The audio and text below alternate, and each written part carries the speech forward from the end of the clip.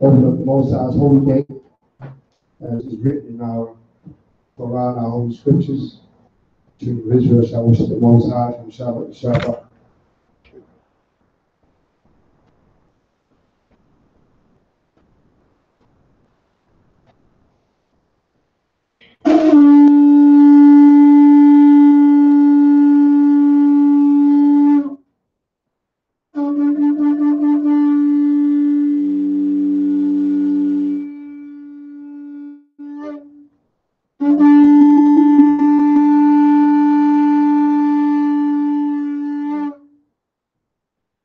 Michael will put down your roster and stand and face Jerusalem. Hallelujah. Hallelujah. Hallelujah. Hallelujah. Who's the power? Yahweh's the power. Who's the power? Yahweh's the power. By Hashem. Yahweh Shai. By Hashem. Yahweh Shai. Barakatah Yahweh. Barakatah Yahweh. By Hashem. Hashem. Hamashiach. Hamashiach. Yahweh Shai. Yahweh Shai. Hawa'ah. Hawa'ah. Dalanawa. Dalanawa. HaShabbat. HaShabbat. HaShalom. HaShalom. The water. The water. Tamyad. Tamyad. Amen. Amen. Blessed are Yahweh in the name of Mashiach Yahweh Shai, that gives to us the Sabbath day in peace. Thank you, so be it. Amen. Amen. The Aisha Rama tells us what? The Ten Commandments in the Lashon Kodash. Repeat the Hebrew.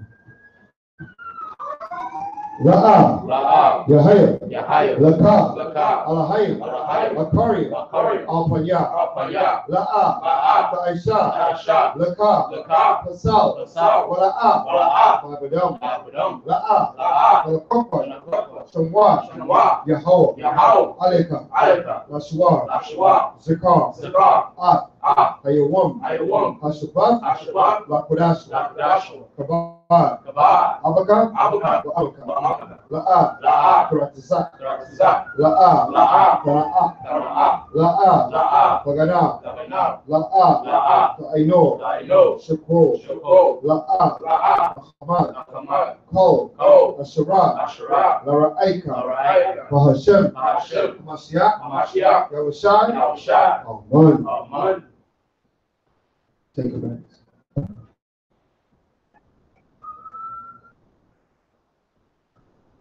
This is Exodus chapter 20, verse 1. And the Most High spake all these words, saying, I am the Most High, thy power, which have brought thee out of the land of Egypt, out of the house of bondage. Thou shalt have no other powers before me. Thou shalt not make unto thee any graven image and any likeness of anything that is in heaven above, or that is in the earth beneath, or that is in the water under the earth. Thou shalt not bow down thyself to them, nor serve them. For I am the Most High, thy power, and a jealous power, visiting the iniquity of the fathers upon the children unto the third and fourth generation of them that hate me, and showing mercy unto thousands of them that love me, and keep my commandments. Thou shalt not take thy name of the Most High, thy power, in vain, for the Most High will not hold him guiltless that taketh his name in vain. Remember the Sabbath day, to keep it holy. 6 days shalt thou labor, and do all thy work. But in the seventh day is the Sabbath of the Most High, thy power. In it thou shalt not do any work, thou, nor thy son, nor thy daughter, thy manservant, nor thy maidservant, nor thy cattle, nor the stranger that is within thy gates. For in 6 days the Most High made heaven and earth, and the sea, and all that in them is, and rested the seventh day. Wherefore the Most High blessed the Sabbath day, and hallowed it. Honor thy father and thy mother, that thy days may be long upon the land which the Most High thy power giveth thee. Thou shalt not kill, thou shalt not commit adultery, thou shalt not steal, thou shalt not bear false witness against thy neighbor, thou shalt not covet thy neighbor's house, thou shalt not covet thy neighbor's wife, nor his manservant, nor his maidservant, nor his ox, nor his donkey, nor anything that is in thy neighbor's. By Hashem Mashiach Yahushai, the water Tamyad. Amen. Amen. Hallelujah. Hallelujah. Hallelujah. Hallelujah. All praise be to the power of Isaac and Jacob for his mercy truly endured forever. We thank Yahweh for giving us the Shabbat day. We thank Yahweh for the souls in this room. We thank Yahweh for all those that are logged on to the Spirit this evening. We thank Yahweh for all the schools that face Jerusalem from Sabbath to Sabbath. Praise be and worship in thy high and holy name. Yahweh, we ask you to send a righteous angel to encamp with us this evening. Open up thy word unto thy children, that we might be filled with thy spirit. All this we ask in the name of Mashiach Yahushai. Let all that have breath praise Yahweh. Hallelujah. Hashem Mashiach Yahushai. Amen. Let's shout and be seated.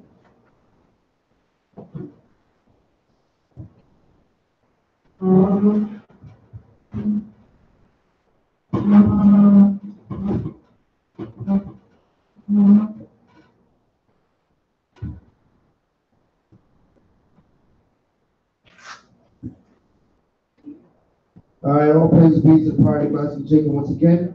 Shabbat Shalom. Shabbat Shalom. Shabbat Shalom. Shabbat Shalom. Sabbath and peace to everyone. In here and also logged into the spirit.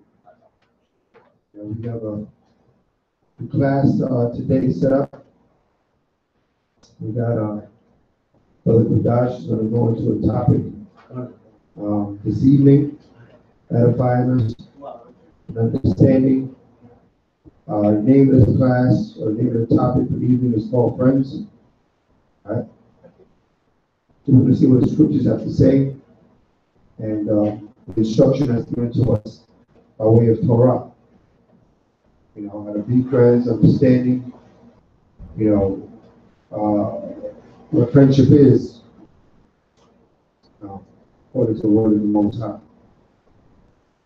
So, without further ado, we're going to get Colossians 3, verse 17, giving all praise to the Most High in the name of Mashiach Yahushua. Colossians 3, verse 17. And whatsoever ye do in word or deed, do all by Hashem Mashiach Yahushua, giving thanks to the Most High and the Father by Mashiach Yahushua. Right. So everything we do, we're going to do in the name of Mashiach Yahushua. So like the minister was bringing out, the topic that we're going over is friends. So I'm gonna go into some scriptures and tell you how to spot real friends, fake friends, and what the younger people call the ops, the agents, the enemies, right? Because I know a lot of us come out this world, we've been damaged psychologically. We've dealt with people that make us don't want to deal with other people. But when you deal with the Most High, you know that having a friend is a good thing. You know that having a friend is like your family, right? So we're going to open it up with Ecclesiastes 4 and 10. Yes.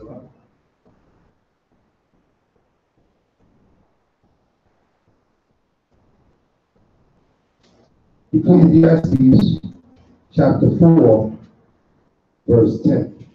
Start at 9. Verse 9. Go on. Two are better than one. All right, so two are better than one, right? Read. Because they have a good reward for their labor. Right, read.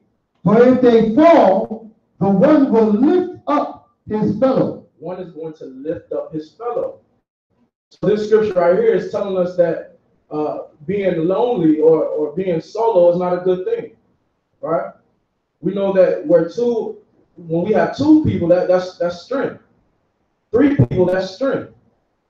When you're trying to go through this truth or this world by yourself, it's not a good thing, right? Read on. But woe to him that is alone. But what? But woe to him that is alone. It says, but woe to him that is alone. That means destruction. Destruction is going to come to him if he's alone. It's not good to be alone. It's good to have friends. It's good to have family, right? We know here that LOZ, we are family and friends, right? Read on. But woe to him that is alone when he falleth, for he hath not another to help him up. Right, so when you fall, you're not going to be able to get up because you have nobody to help you up. You know, a lot of people, they fall, they have nobody to call on because this world, living in this world, you're not dealing with this truth, right? Some people, and this happens a lot of times when you start getting older, you start falling off with a lot of people, right? And you say, oh, I don't have friends because everybody's fake. Ain't nobody really there for you, right? But that's because they're not dealing with this truth. They're not dealing with these laws. They're not dealing with wisdom and understanding on how to be a friend and how to deal righteously with a friend, right? Let's get Deuteronomy 13, verse 6.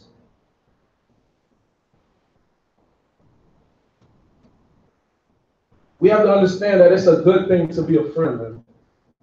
And coming back to these laws, these statutes and commandments, it's time that we understand and relearn how to be a friend. Because the streets will teach you something different. Streets teach you to look out for yourself. Streets teach you, oh, you eat first. That's not what a friend does. A friend is going to look out for his friend. And we're going to get understanding on that tonight. You want to read 13 verse 6? 13 verse 6, come on. Deuteronomy 13 verse 6. If thy brother, the son of thy mother, or the son of, or thy son, or thy daughter, right, or the wife of thy bosom, or thy friend, or thy what? Or thy friend, or thy friend. Now, why is the Most High putting a friend in the category of your wife, of your brother? Why is he doing that? It's showing the significance of what a friend is supposed to be to you. It's showing how important a friend is supposed to be. Right? Read on. Which is as thy own soul. Which is as thy own soul. When you have a real friend, you love that friend like it's your soul, like it's yourself. You don't do unto your friends as you don't want to be done to you. Right? You're gonna look out for your friends. Right? Read on. Entice thee secretly, saying, let us go and serve other gods, which thou hast not known. Thou know thy fathers. Right, read on.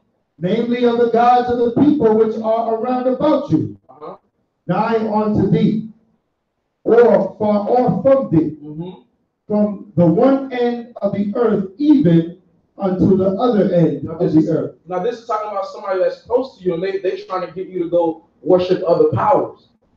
Right? Somebody you thought that was supposed to be so close to you. Read on. Thou shalt not consent unto him. Don't agree with him. Read on.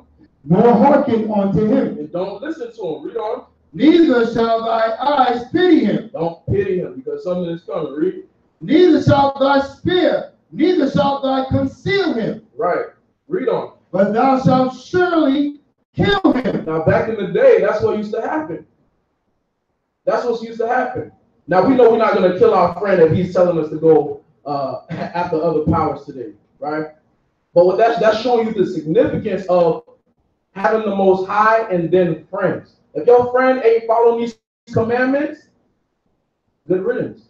And you're going to realize that. As you grow in this truth, you're going to start realizing that you can't hang out with people that's in the street like that. Because you're going to get seduced to your same old ways and the same wickedness you used to be in back in the day. Right? That's real talk. You can't really be the friend you used to be to your friends out in the world no more. Right. You know what I'm saying? You can't be that same friend. You can't be that ride or die dude no more. Right. Because you ain't riding for what they riding for. Right. And I say, we riding for the Most High now. All that other stuff is irrelevant. So now, how could you really be down like that? You can't really be down like that no more. Right. So, you know, this is good. You got to really kind of watch who you call your friend now. You know what I mean? It can only be those that's blood in the spirit that you're going to do. You know? These are friends that you might have grown up with from small age. And it might hurt you, but the thing is, which matters most? Is it the Most High or your friend that you grew up with, doing wickedness in the street? You know what I'm saying? You don't want to lose your life over something silly, because we know how the Most High get down, right? Let's get Proverbs 18 and 24. Proverbs 18, 24.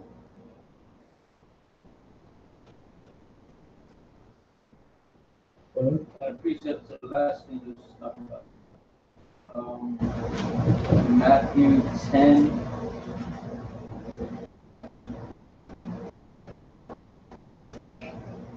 Say Matthew 10.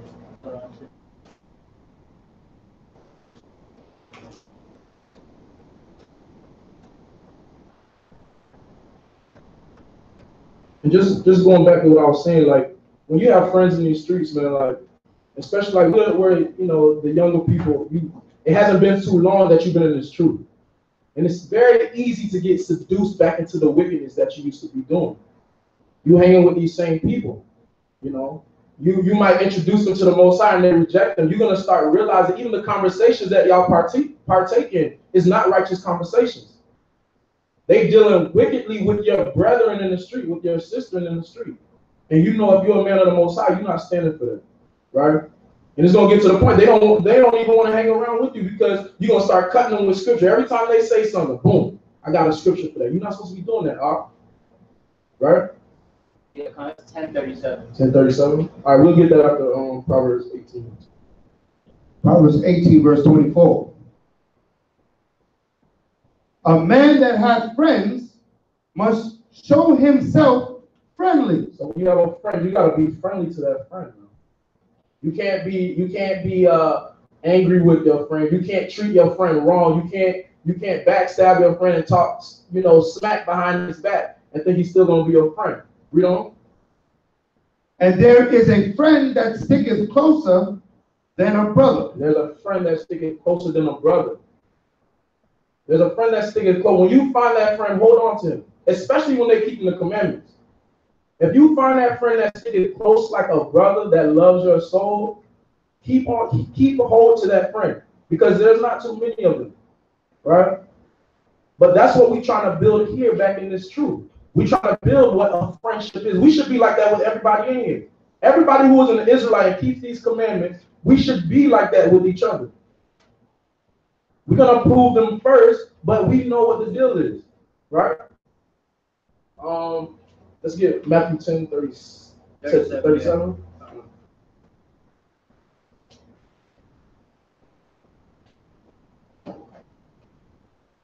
Matthew 10, verse 37. He that loveth father or mother more than me is not worthy of me. Right. And he that loveth son or daughter more than me is not worthy of me. Right. So that scripture it's saying if your mother and your father. Now what do you think about a friend? Your mother and your father. You gotta love the Most High first. If your friend is doing wickedness in that street, you gotta let them go, man. It's either you put them on this truth and try to, work on, but if they rejecting the commandments, they rejecting these laws, there's nothing you can do at that point. Because I'm telling you, you will get seduced into that same wickedness. A lot of dudes will tell you when they first come to this truth what happens. And that's when Satan tempts you the most. When you first come to this truth, your friend want to do all that. Let's go to the strip club. We got some girls club, whatever the case is, right? But you got to keep your head in this Bible. You got to keep your head in these scriptures because this is what's going to keep you right. All right? All right. Let's get. What is it? Oh,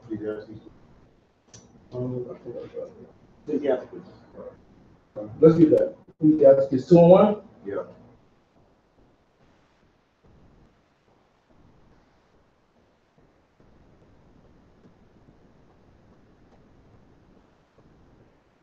We need to learn how to be real friends again, man. Because the streets have messed our minds up. Growing up in this world, that's not what a friend is. I'm pretty sure everybody in here has been betrayed by a friend before. Somebody you thought was your friend, but the problem is we didn't rely on scriptures to show us what a friend is first. Scripture will clearly tell you how to prove your friend. It will clearly tell you what to do. Just give it time. Prove your friend, right? You said Ecclesiastes 2:1? Yeah. Yeah, we can get that. My son, if thou come to serve Yahweh, prepare thy soul for temptation. Prepare thy soul for temptation. Prepare thy soul. As soon as you come in this truth, I'm telling you, your friend's gonna come over. Oh, I got a trip to Vegas for free, right? And what you gonna say? You never been anywhere. You've been in the hood all your life. Your friend come. Oh, I got a ticket to Vegas, man. You coming? And you know what's going down. He's telling you what he's gonna do when you get there. Are you sure you want to partake in that? You gotta be careful. Let's get Ecclesiastes, chapter 6. Yes, East. Ecclesiastes, all right. Yeah. All right. Yeah.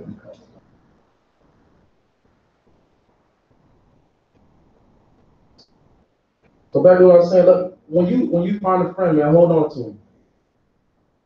Especially when they're walking with you in this truth. You know, I've been blessed to have friends that I came out the world with and went into the truth with. So that's a good thing right there.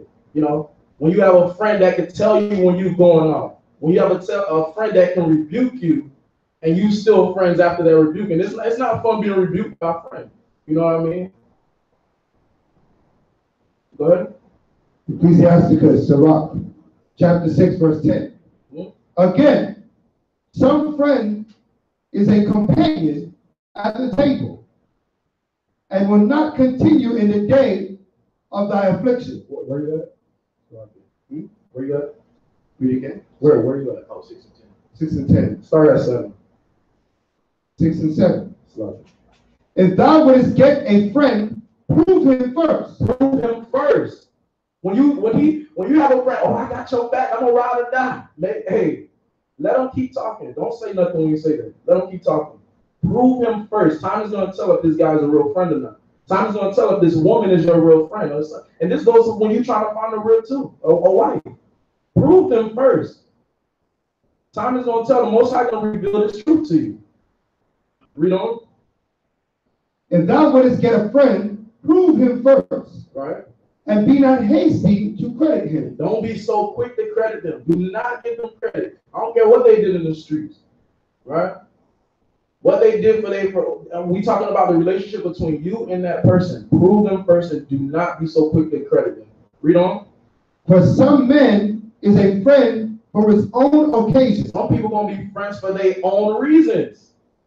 They might be your friend for their benefit. You might be at a job somewhere. You might have a nice car. Oh, I want to take a ride this week. Let me hit him up. Yeah. Right?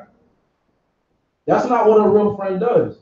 A real friend is there through thick and thin. When you fall, he's supposed to be able to pick you up. And it's supposed to be vice versa. We're supposed to be able to pick our friends up. Read on. And will not abide in the day of thy trouble. As soon as he see that trouble, he's gone. Right? Yeah. As soon as he see that trouble, he's gone. When I was living in the world, I had many friends, man. Many friends that say they got my back, they ride or die. As soon as you fall on your butt, they know where to be found. And I'm pretty sure all the people with experience can attest to that. These people leave you to hang, man. They're your friend for their own occasion and their own benefit. Read on. And there is a friend who being turned to enmity right. and strife will discover thy reproach. Right. As soon as you get angry, all your business, right? Read. Again, some friend is a companion at the table. He's going to be your friend at the table. Read. And will not continue in the day of thy affliction. So when the Most High start testing you, when he start testing you and put that affliction in your life, he's nowhere to be found. Read. But in thy prosperity, when you start to prosper, when you get that nice crib, when you get that nice house, whatever the case is, you might come up on a little bit of money. Read on. He will be as thyself. He's gonna try to be like you. Read. And he will be bold over thy servants. Right. Read. If thou be brought low, he will be against thee. He's gonna be an enemy when you become low. He's gonna be against you. Read. And will hide himself from thy face. And will hide himself from your face. He's gonna be ducking and dodging. You need some advice. You need somebody to lean on. You know, he's gone. You calling his phone? No answer. Meanwhile, you just found out he was hanging out with Tony yesterday. They was out clubbing, doing the big thing. But he said he's busy. Read on. Separate thyself from thy enemies. He call them your enemies. He call them your enemies. Separate thyself from thine enemy. These people that don't have your back in the day of your affliction, that's your enemy, man. Not everybody is made to be a real friend. Not everybody understands these laws, these statutes, and commandments. This is a law. These are commandments that we're going by. How to be a friend. How we supposed to treat our friends. How we supposed to interact with each other. Read on. And take heed of thy friends. Right. Read. A faithful friend is a strong defense. A faithful friend is a strong defense. That means you can go to that friend for anything. He got your back. Somebody talking crazy, he's sitting there right there. He's sticking up. Hey, don't talk like that about me. All right. You have some weak friends that they talk behind your back. They got this going on. They got that going on. They secretly plotting behind your back. You know what I mean? That's not a real friend. And he that had found such and one had found a treasure. So a good friend, that strong defense is like a treasure. A treasure is rare. A treasure is special. That's something you want to keep close to you. You know what I mean? You keep that close. You don't sit your treasure, you don't send it to the island and let it sit there, right? You want to keep that friend close to you, in close proximity. Read on. Nothing doth countervail a faithful friend, and his excellency is invaluable. Right. So that means you can't put a price on this friend. You lose this friend, you lose a lot, man. You cannot put a price on it. You can't put a price on it. Has you got a question? Proverbs 14 verse 20. 14 what? 14:20.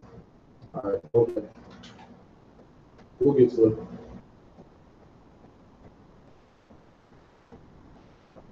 Read on. Verse 16. A faithful friend is the medicine of life. Right. So what does medicine do? It heals you. That friend is going to heal you. When you get sick, that friend is going to heal you. When your spirit is down, when you're feeling low, you call your friend up, boom, you right back where you need to be. He's motivating you again.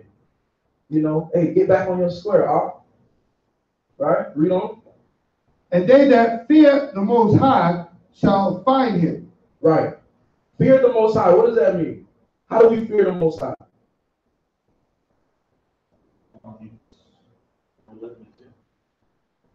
We use that. I'm thinking of something else though. Let's get Deuteronomy 6 and 2 real quick. We'll hold that.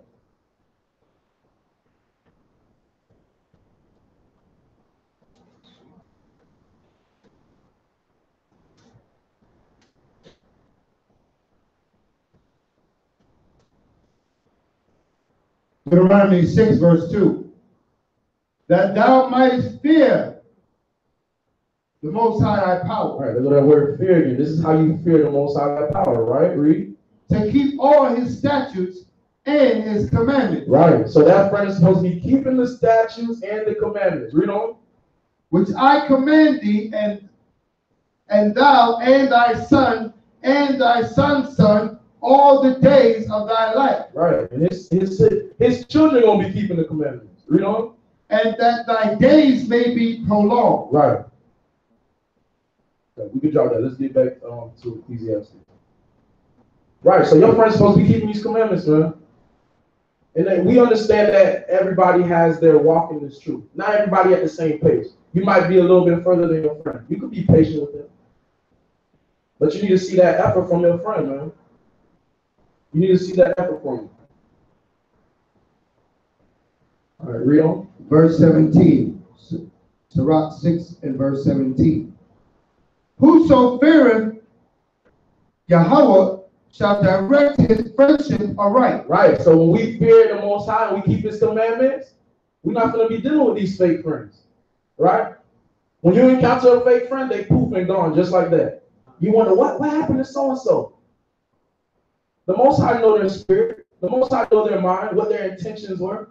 That's why they be gone so quick. You'll meet somebody that you think so cool. Man, that person was cool to hang out with, man. We had a good conversation. They was vibing, feeling each other, you know what I mean?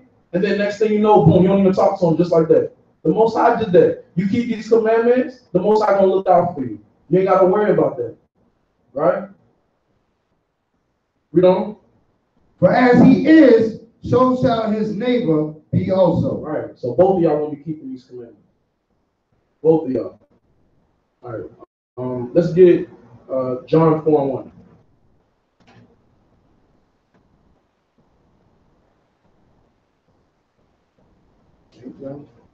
Yeah, first St. John. St. John 4:1. St. John 4 verse 1. so that's First John 4:1. Salakia. Salakia. 1 John 4:1. I apologize.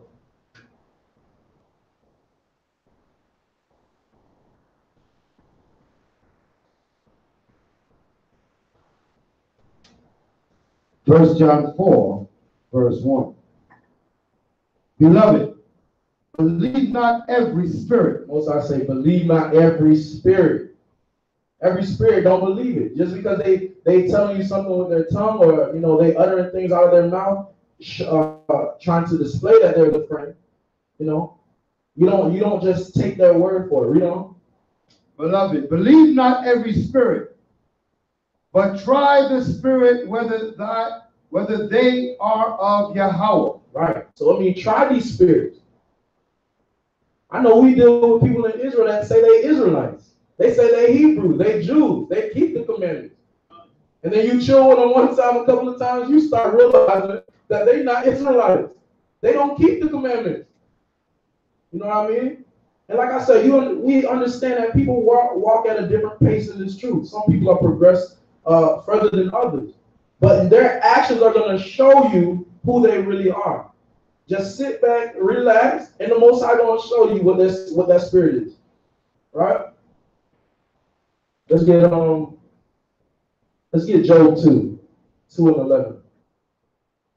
So we're going to show you some friendships in the Bible and what a friend is supposed to be doing in the time of your calamity, in the time of your affliction.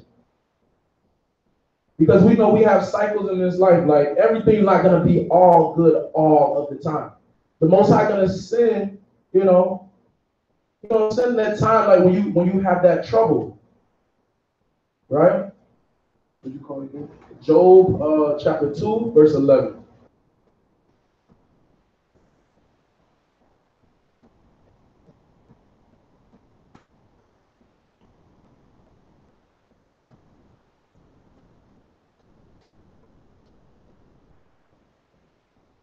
And sometimes we have to teach our friends how to be friends.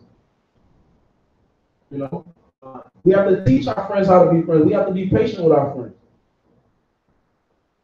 Communicate with your friend. This is what go into the scriptures. Show them what is required of a friend.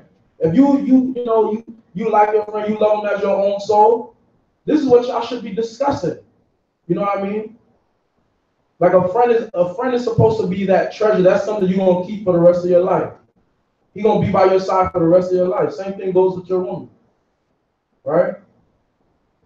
Ultimately, your wife or your spouse, whether it be wife to a man or husband to a woman, right? You first got to establish that friendship, right? If you're not a friend to that person, as soon as that person doesn't fulfill whatever whatever desire, whatever lust you got, then you ain't got no time for that person, right? Because you never really had that friendship anyway. Right? That's what caused a lot of drama, because the friendship ain't there. You're not really looking out for that person's whole well-being. Right. You're looking out, you just want that person for what they can provide for you. And a lot of times, even when it's in the society, you go to get a husband, they say, well, what can he do for me? Right? How is that the prerequisite? Are you even a friend to this man? Have you established any friendship with this person before you try to wonder what he can do for you? Okay, so that's the wrong mentality. What can you do for that person? What do you have in common? That's why scriptures say a man that getteth a wife after his own mind, right? And he thought what? Not to let her go. Because why? She's a friend. She's got the same mind like you got. Right. She got the same mind like you. You destined for problems. Right? When the fun and games start to fade, right? But in the longevity sense, you ain't gonna have what it takes. You never created that friendship. Okay, so these scriptures on friends is very important that you understand that all relationships start with this thing. You gotta be friends before you could be more than that. You gotta establish that friendship. That's what the whole courting is about. Establishing the friendship. Right. Then you can go on to other things and get more involved. But if you're not friends, where's this going? Right? It's based on lust, on desires. And that ain't gonna go too far. All right, you call it Job 2? Job 2, verse 11. Job 2, verse 11. All right. Book of Job, Job, chapter 2, verse 11. Now when Job's 3 friends heard of all the evils that was come upon him. Now let me just explain what's going on. Job, the Most High sent Satan to mess with Job. Job was supposed to be a perfect man that feared the Most High until his death. All right. He got really sick. Everything went bad, and it's like everything you could think of. Same thing but going on to people in the hood, right? You know, you got bills due. You just got kicked out. Your people just died.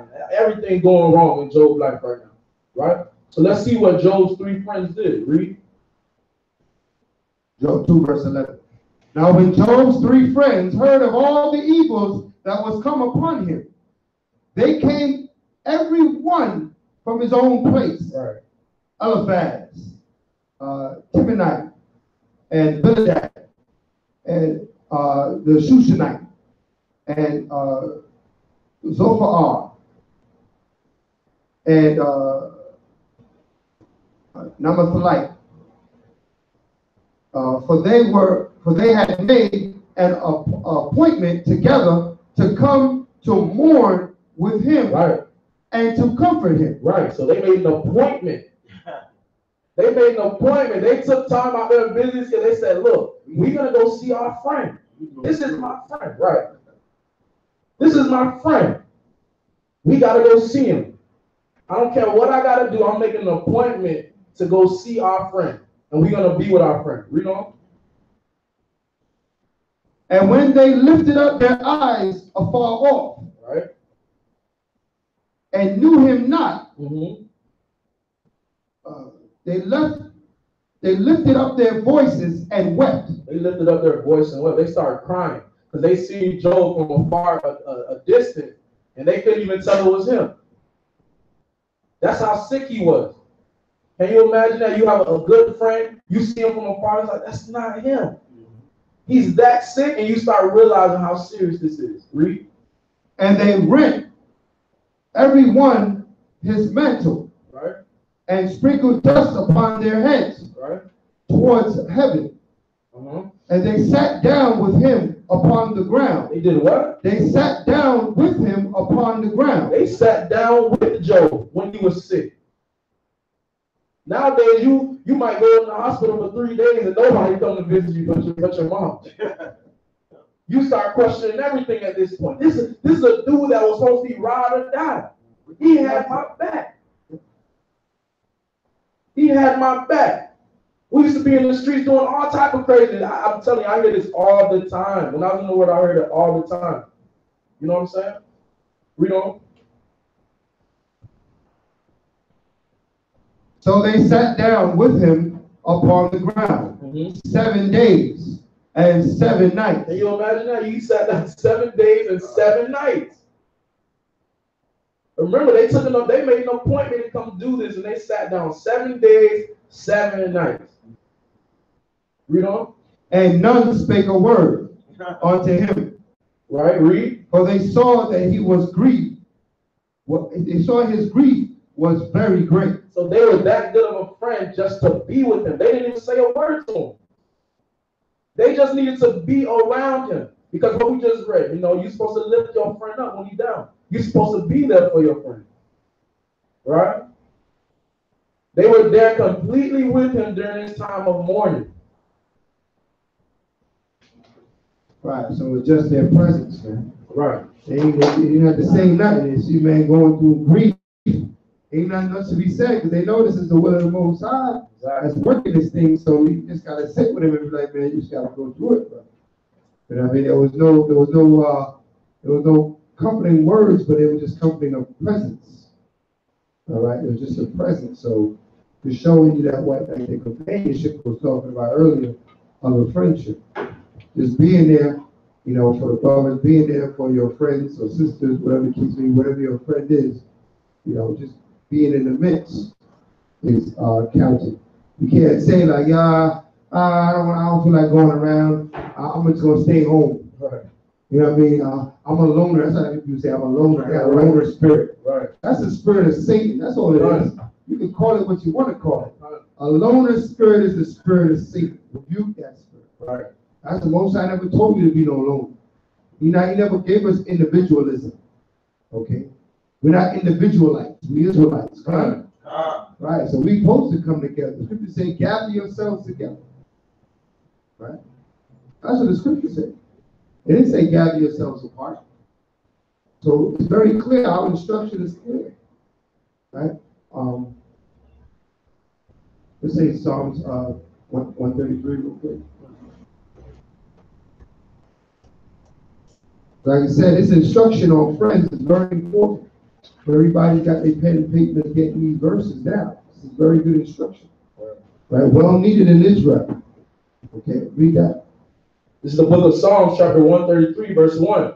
Behold, how good and how pleasant it is for brethren to dwell together. To do what? To dwell together. Don't dwell apart. To dwell together. No, no, the spirit. To dwell together. I don't feel like it. To dwell together. The scripture said how good and how pleasant it is for brethren to dwell together. That's why the Most High made all his high holy days holy convocations. That you come together. Well, I'm just going to keep it in my house. Right? Cars making a little noise. And come on, shut off on me. Right? Your car was making that same noise when you went to work. Right. And you didn't hesitate. Car shut down, time to go to work. You jump on the bus. You ain't letting that stop you. So I gotta get to work. Bump this. You got Uber, speed dial, everything. But for the service, for the holy convocation, let a rock be in your path. Damn, I can't get past this stumbling block. Right. I guess I'm not going to make it. You got to cut that spirit out. That's not the Most High, man. That is the spirit of Satan. Read that verse again. This is the book of Psalms, chapter 133, verse 1. Come on. Behold, how good and how pleasant it is for brethren to dwell together in unity. In what? In unity. In unity. Dwelling together into unity. He said it's good, it's pleasant. How great it is. Give me Ecclesiastes 25, verse 1.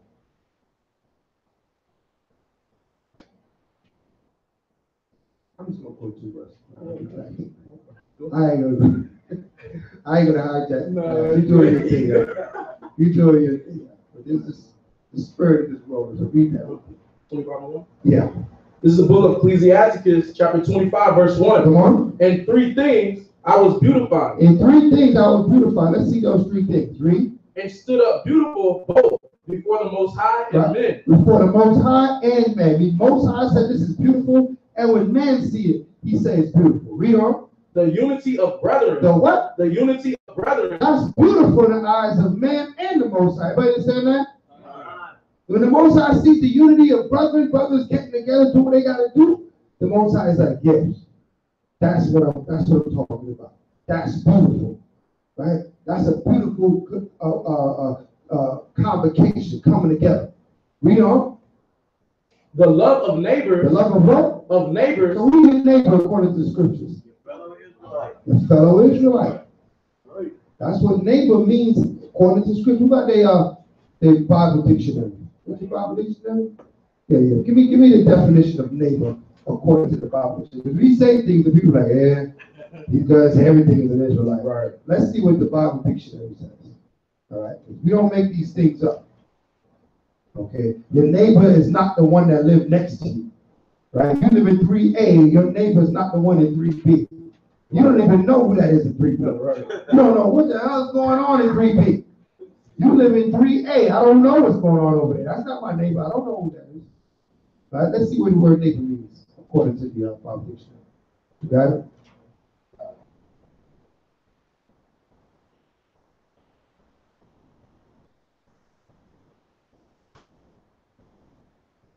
Let's go equal. Neighbor.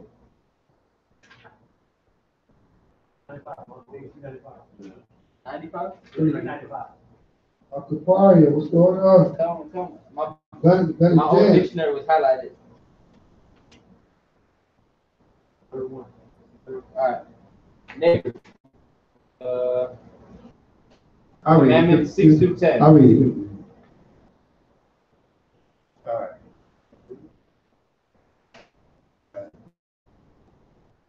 All right, neighbor. Commandment 6 through 10 deals with duties towards one's neighbor. So what's commandment 6 through 10? Let's talk about what? In the 10 commandments, right? Right? The 10 commandment 6 through 10. What's commandment number 6? Who remembers? Nope. Nope.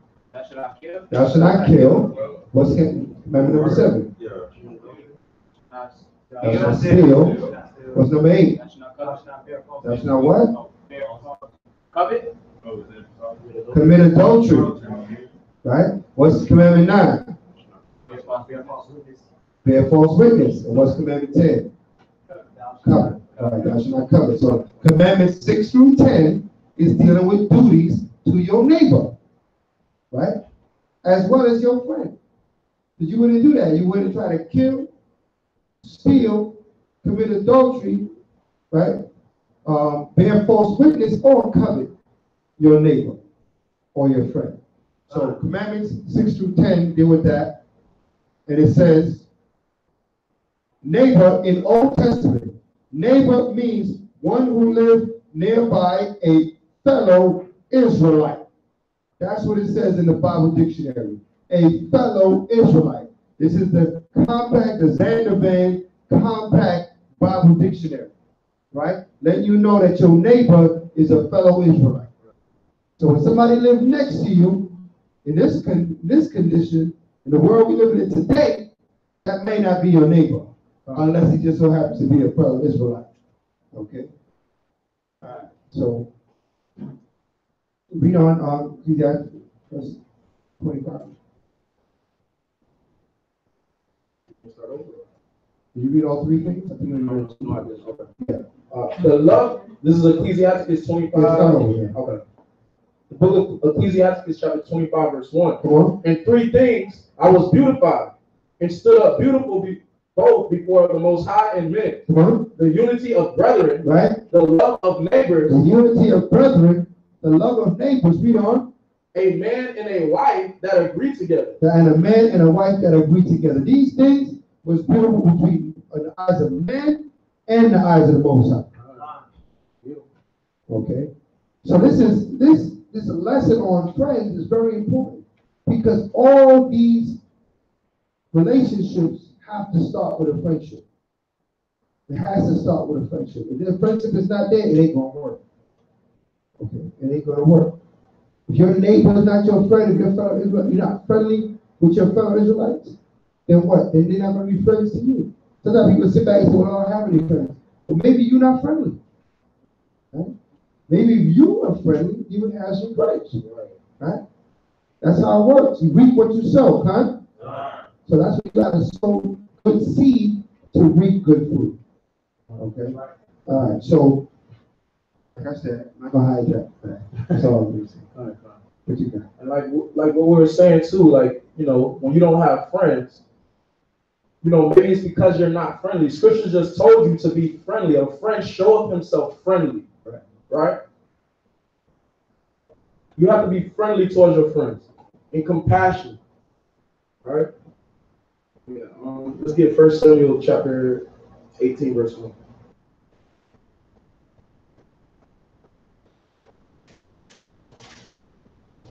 And this is important, man.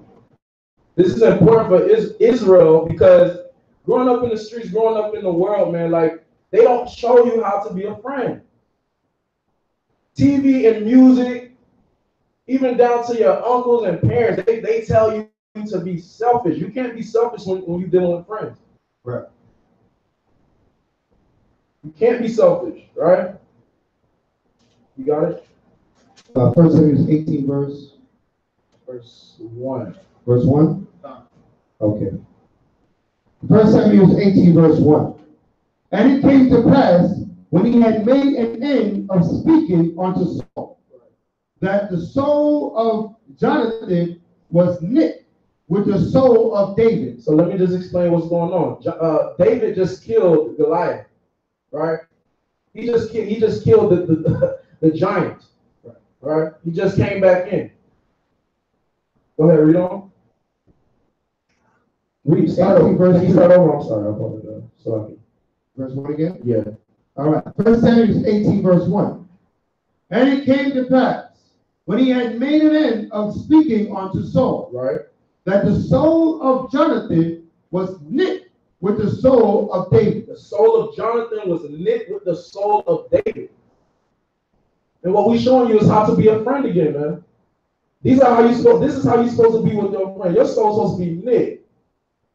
Read on. And Jonathan loved him as his own soul. And he loved him as his own soul. He loved him as his own soul. You're supposed to love your friend. You don't do something to your friend that you wouldn't do to yourself.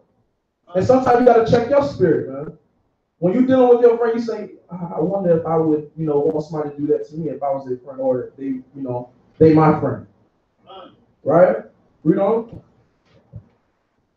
And Saul took him that day and would let him go no more home to his father's house. Mm-hmm. Then Jonathan and David made a covenant. They made a covenant. What's a covenant? Agreement, right?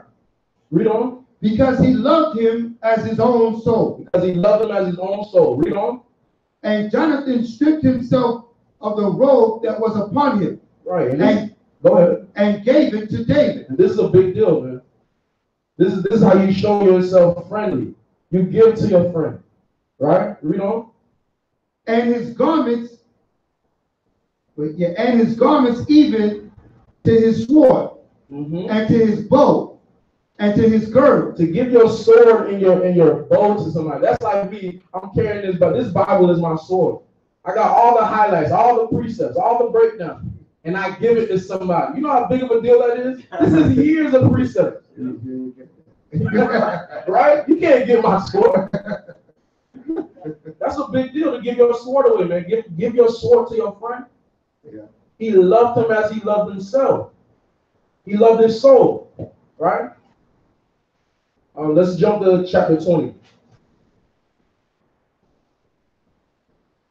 We'll start at 14 verse. Chapter 20, verse 14. 1 Samuel chapter 20, verse 14. And thou shalt not only while yet I live, show me the kindness of the Lord, that I die not. Right. So don't only show kindness when he is alive. Read on. But also thou shalt not cut off thy kindness from my house forever. So that goes down to his generations that come after him. He had kids, he leave kids behind. You gotta be friendly. You gotta be the same way. And this is how it works. Not only do you love him, but you love his children. You love the people that come after him. You love the whole house. Read. We'll read 15 again. But also thou shalt not cut off thy kindness from my house forever. Mm-hmm. No, not when the Lord hath cut off the enemy of David, every one from the face of the earth. Right. Read. So Jonathan made a covenant. They made a covenant, right? With the house of David. He made a covenant with the house of David. The house of David, the people that's going to come after him, he made a covenant with them. Read on. Saying, let Yahweh even require it at the hand of David's enemies. Read. Jonathan caused David to swear again. Right, so he made him promise. Read. Because he loved him. Because he loved him. We can't even tell our friends we love them nowadays, man. The world got our minds so jacked that we can't even tell our friends we love them. All right? But as soon as they, something happened, unfortunate to them, I love, show your friend love while he still is here. Let him know how real your love is for him. And this is not only for the men, this is for the woman too. Right? Even when you deal with the woman or when the woman deal with the man. This is the same relationship y'all need to have. You let them know that you love them that much. Right? Coming out of this world, this is what we need to get back to. Right? Read on. For he loved them as he loved his own soul. Mm-hmm. Then Jonathan said to David, tomorrow is the new moon. Okay, you can drop it. Okay. Something. All right. So that's showing you what you're supposed to do to a friend, man. How deep that love is supposed to be for your friend, right? Let's get John 15:13. You got Luke 6.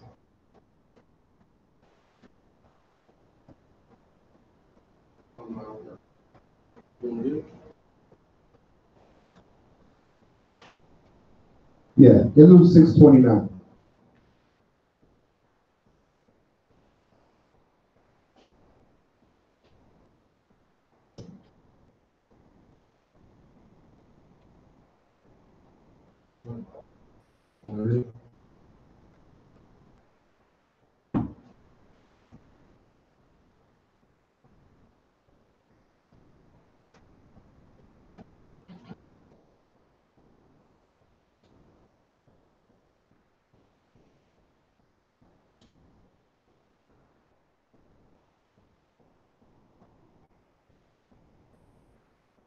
Yeah, we'll start with 27.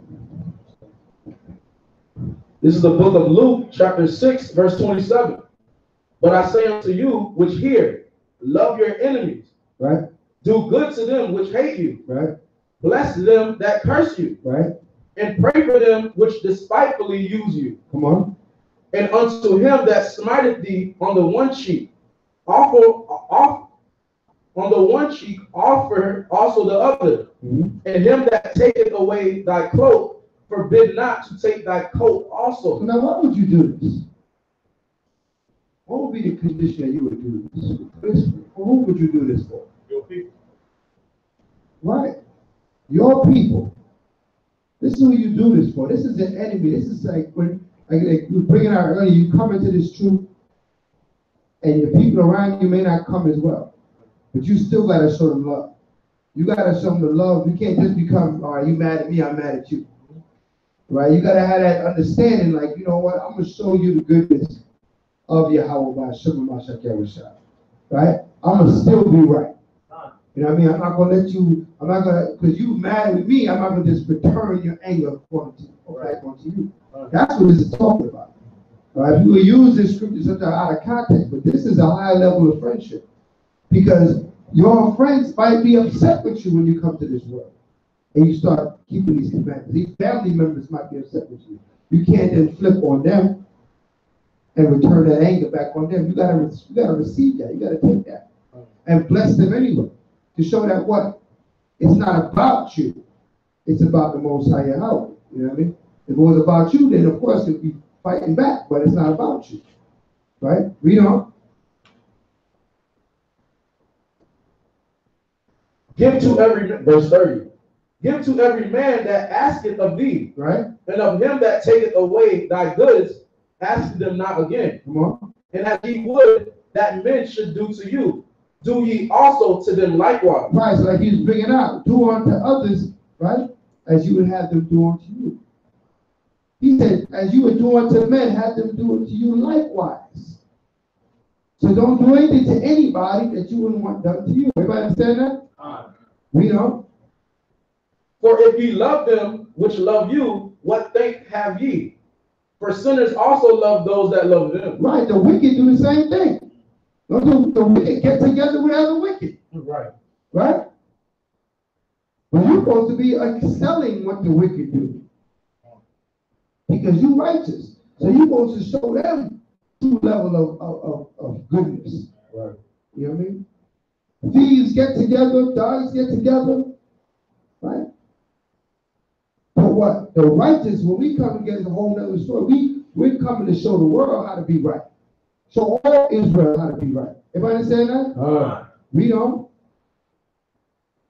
And if ye lend to them of whom ye hope to receive, right, what thank have ye? Right. For sinners also lend to sinners, right, to receive as much again. Come on. But love ye your enemies, and do good, and lend, hoping for nothing again. Mm-hmm. And your reward shall be great, and ye shall be the children of the highest. And ye shall be what? The children of the highest. If you can perform this, you become the children of the highest.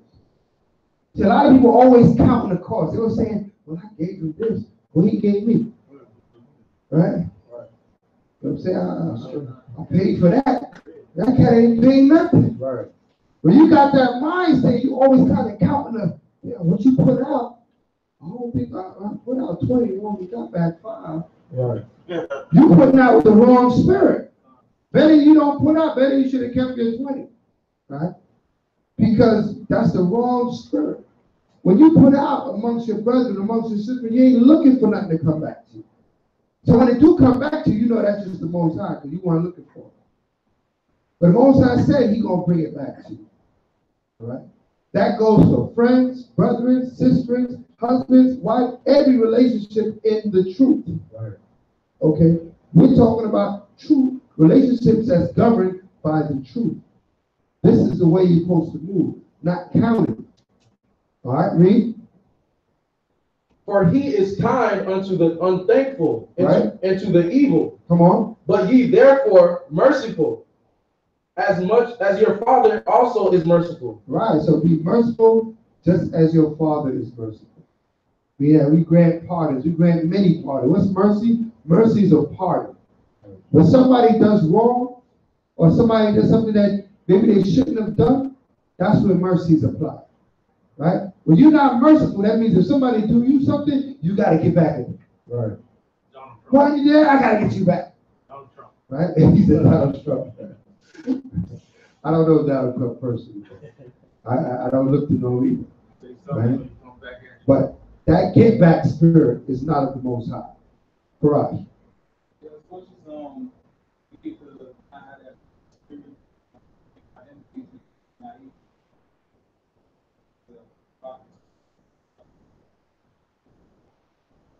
12 and 10. Give not. What's that? That's talking about giving to the other, to the wicked. Never trust your enemy. Never trust thy enemy. Okay. That's a whole nother topic. That's a whole nother show. I get what you're going with that, but that's a whole nother show. Right? I don't want to confuse it because we're not saying anything about our enemy. This enemy here is not talking about your enemy. Right? This is a different enemy, right? This is Israel dealing with Israel. When it says trust not thy enemy, it's talking about your arch enemy. You mean your enemy on this earth. That's talking about Esau and these other nations. That's your enemy. Right. All right. This enemy in these verses, right, we see is because remember he said, do not the sinner do so also? So he's not talking about the sinner. He's talking about the righteous. He's talking about your enemy in righteousness. And somebody that came against you might do something you didn't like. Something that rubbed you the wrong way. But we're all in righteousness. You know what I mean? That's that enemy he's talking about. So in this context, okay, that other enemy in that scripture, that's talking about dealing with the wicked. And we don't got no trust, but we ain't got no covenants with them. We said most I don't make no covenants with the heathen. That's what the scripture said. So we don't got no pacts or plans with them. Right? They on that side, we on this side. All right. But when it comes to our brethren that might be coming into it, or our family member, sometimes it could be your very mother or father. Christ said, I come to bring division in the house. That's right. Right? Your father and mother could be an enemy to you. Right? Because they see you in this truth. They want to get at you now. They want to trip you up. They want to find your weakness. They're not motivating you to do better. They're trying to get you to do wrong. They're becoming your enemy. But you still got to deal with them this way. Come in.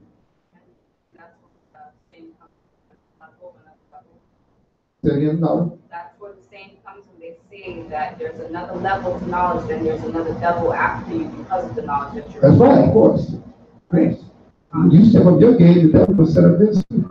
Right? Satan will step it up just with you. Right? The wiser you are, the more tricky he gets. The more conniving and crafty you get. That's why the scripture says, you went on that scripture earlier, but now someone that come to serve the Most High, prepare your soul for temptation. Right? You serving the Most High, temptation will come right along with the surface. Right? It says, when the children of the Most High came to present themselves before the Most High, the devil was in the midst of them. Okay, so these are all scriptures that show us that what? Satan ain't going nowhere. He on his game. Okay, but we got to be on ours. And when he try to trip us up, and this is something that we get tripped up on. The topic tonight is a very important topic when growing in the spirit of righteousness, because that's something that nobody's above it. You can all get tripped up on this spirit, right? That's why the Most High delineated everything to think about in the scripture. So he left nothing out. Right? It's just that many verses coming out, and you got to make sure you got all these verses written down because it's going to help you one day dealing with a situation. Right. And you find yourself counting, like you say, and looking for your reward every time you give out. Then you know you're not in the spirit of the Most High. You got to rebuke yourself, right? And get yourself right. Okay? Get Ephesians 2.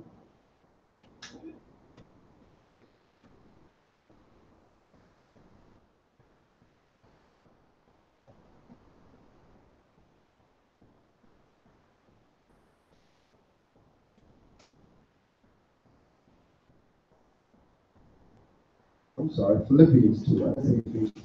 Philippians 2. I was thinking something else. I mean Philippians 2:1. This is the book of Philippians chapter 2, verse 1.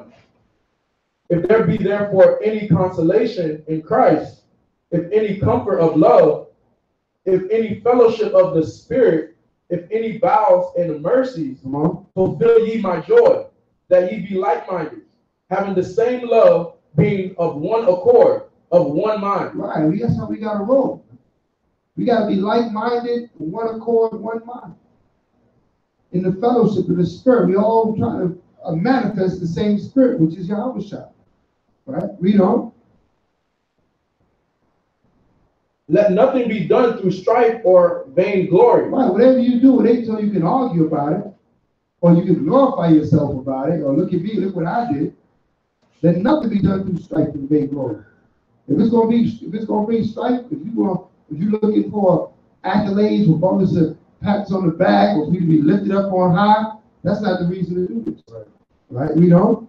But in lowliness of mind, right, let each esteem other better than themselves. Let's look at everybody better than yourself.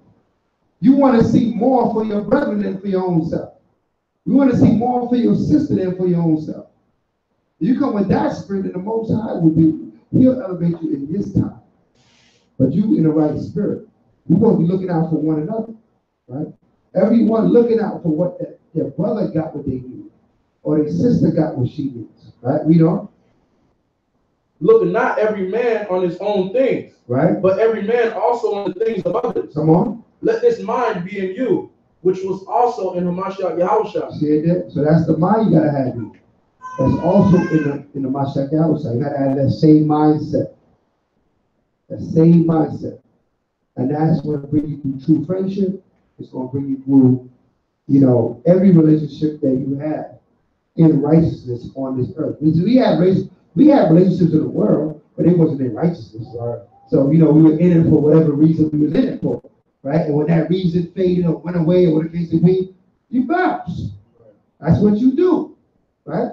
But in this truth, we don't have those type of relationships in this truth. Okay? We're building foundation. They said Jonathan and David, he said their souls was knit. Right? What's your soul? Your life was knit. Like, you knit something, interwoven. Right? And that's how it was. And listen, if David was not good, he wasn't good. If David had accomplishment, he thought he had an accomplishment. Right? That's how we got to look at it. When one of us do well, we all did well. When one of us is down, we all down. That's why we started this class. We said 2 is better than 1. Right. Okay? That's why we started this class. Okay? That understanding that 2 is better than 1. Very important. All right? Let me get John 15:13. St. John 15:13. St. John 15:13.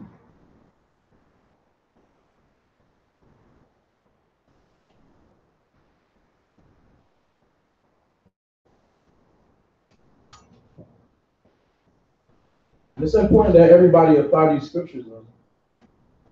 We can't just read it and just think, it is what it is. You got to apply the scriptures. When it's telling you how to be a friend and how to spot a fake friend, apply it. It works. I promise you it does. I've tried it.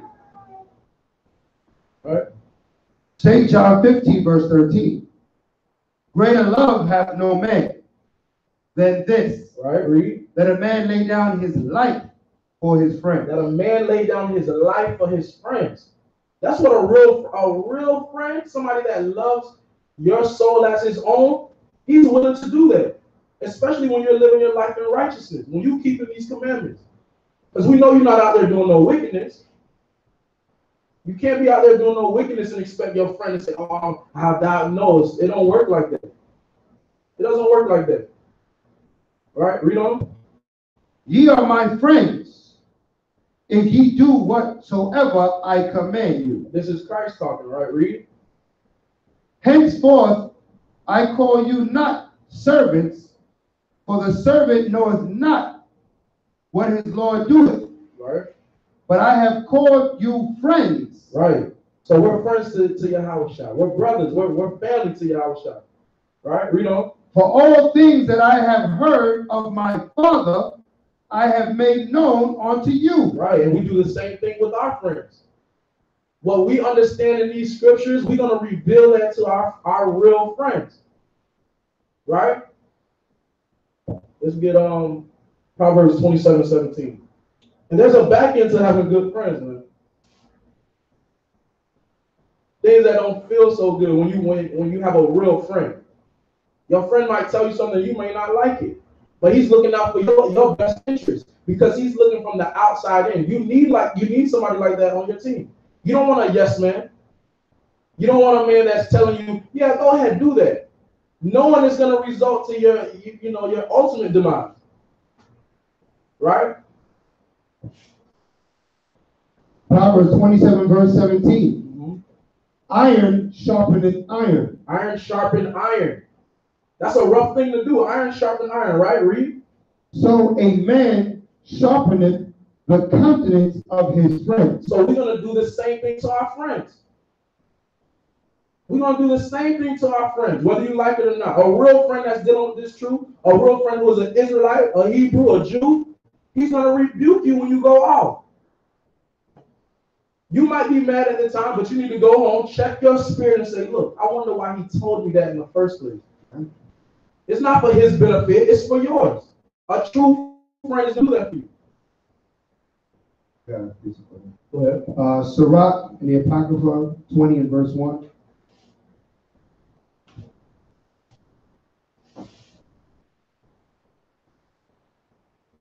This is the book of Sirach, chapter 20, verse 1. Come on. There is a reproof that is not comely. Right, there's a reproof that's not comely. What's the word comely mean in the scripture? Beautiful. Beautiful, right? All right. There's a reproof that's just not beautiful. Okay. When it comes, it's a little rough. It might hurt your feelings a little bit, right? Like, that was not good, right?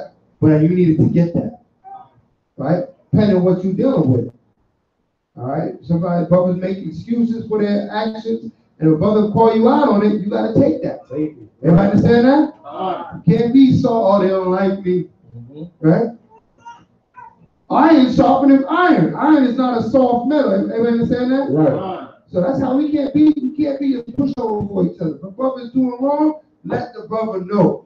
If you don't want to hear it, say it louder, so he can't have a choice but to hear it. All right. Read it again. This is the book of Sirach, chapter 20, verse 1. Come on. There's a reproof that is not comely. Come on. Again, some man holdeth his tongue, right, and he is wise. Right. Some men hold his tongue and he's wise.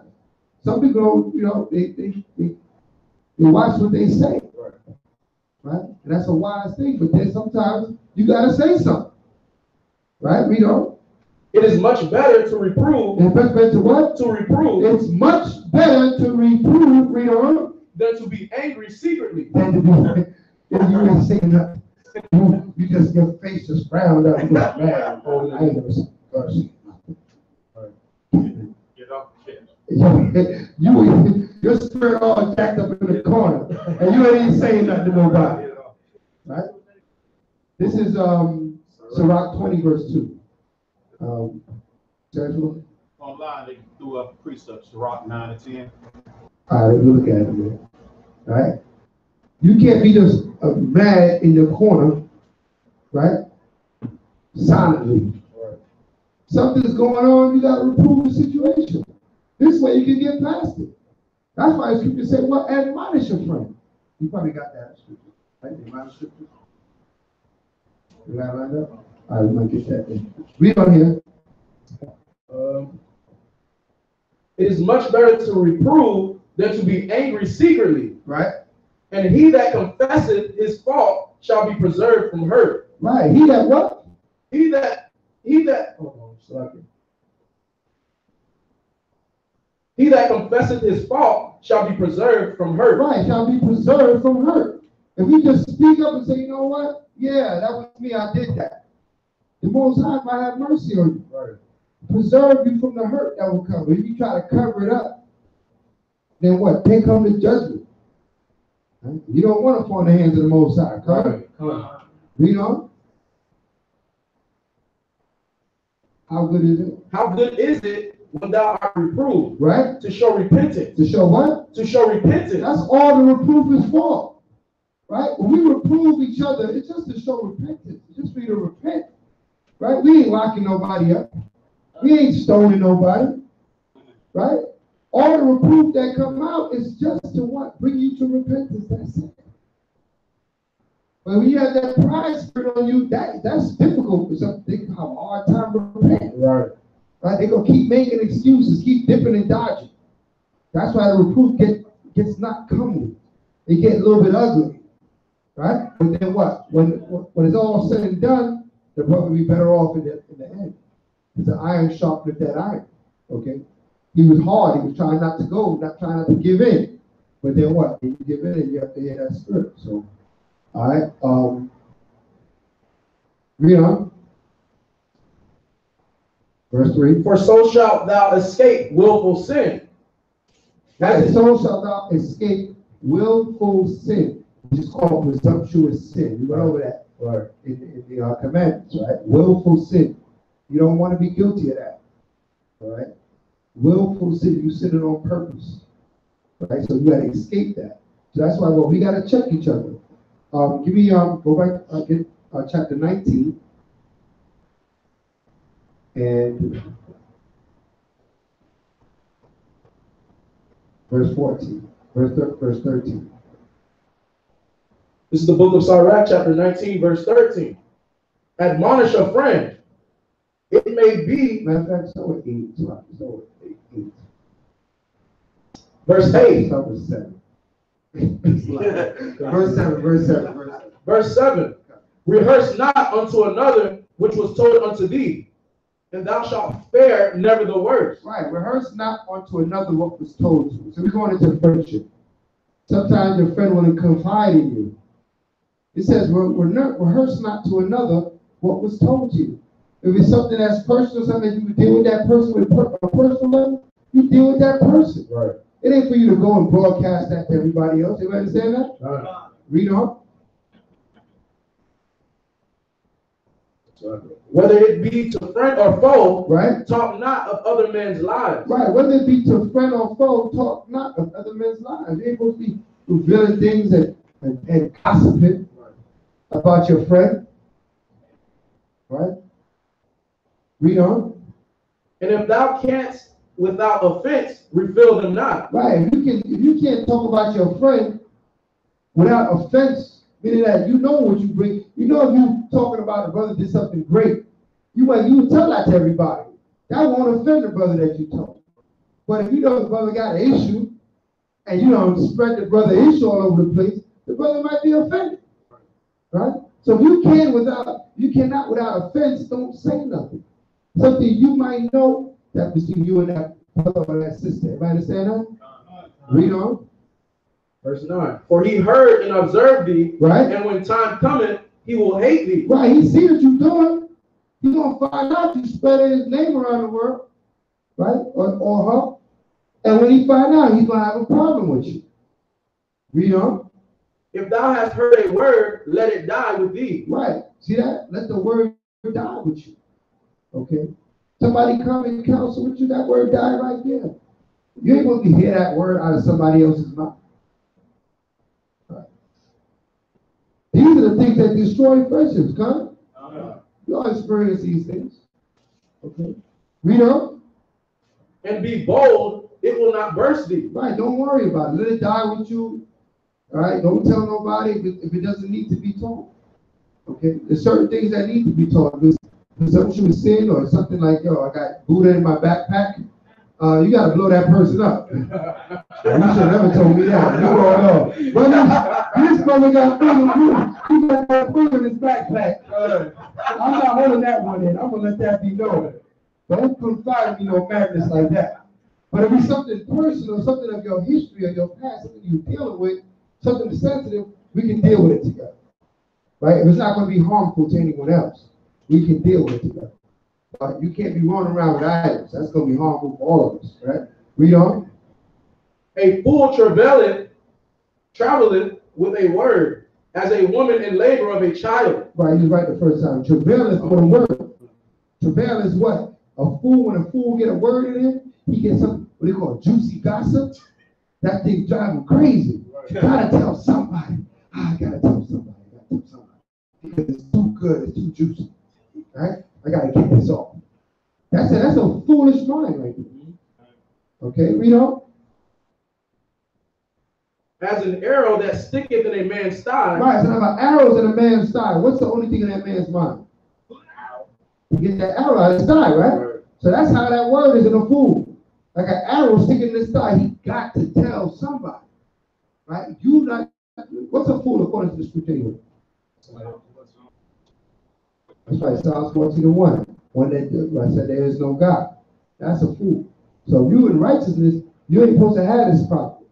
If you got this problem, you got to rebuke yourself and correct it speedily. Right? You know? So is a word within a fool's belly. Admonish a friend. Do what? Admonish a friend. What does it mean to admonish? I heard improve, I heard correct. What else? Anybody else? Central, what you got? Huh? Say it loud. Lift him up. Lift him up. Lift him up? No. It means to like warn them. All right? Go to that person. Admonish them. Right? Talk to them. If you heard your friend did something wrong, don't just take it and run with it. Go to that person and see if that person did this thing. And if that person did it, right? Well, you'll read on. It's going to tell you. Read on. It may be he hath not done it. Right. You want to go to admonish your friend. He might be, no, I didn't say that. Might be. Maybe he didn't do it. Read on. That he do it no more. And if he have done it, that he do it no more. Right. So he may not have done it one. Number two, if he did it and you admonish him, he won't do it again. You know what I'm saying? So you gotta be about it. That's what you gotta admonish your friend. You know, and that goes to, remember, friend is the basis of all relationships. You gotta have that spirit able to go to each other and say, listen, this is what you did. Right? And you gotta be able to receive that and talk about it and come to an agreement. Right? Read on. 15. At 14. 14. Verse 14. Admonish thy friend, it may be he hath not said it. And if he have, that he speak it not again. Come on. Admonish a friend, for many times it is a slander, and believe not every tale. Right, somebody might tell you he did something he didn't even do. So you can't believe everything. Somebody says your fellow brother, your sister. A lot of times we hear gossip about people, we automatically want to believe it. And the worse it is the more we want to believe it. If it's real juicy, we want to believe, oh yeah, I'm sure he did that. That's crazy. You never call the person to see if they did it or not. You already like, yo, dude, it's crazy. I can't believe he did that. You never call the person to see if he really did that. But you took that word, that gossip, and ran with it. That kills and destroys friendships. Everybody understand that? You got to get that spirit out of Israel quickly. Right? You don't know that brother? Right? I don't know the brother. I heard, but I don't know. I have to speak to that brother myself and get confirmation. Is that what really happened? All right? You know?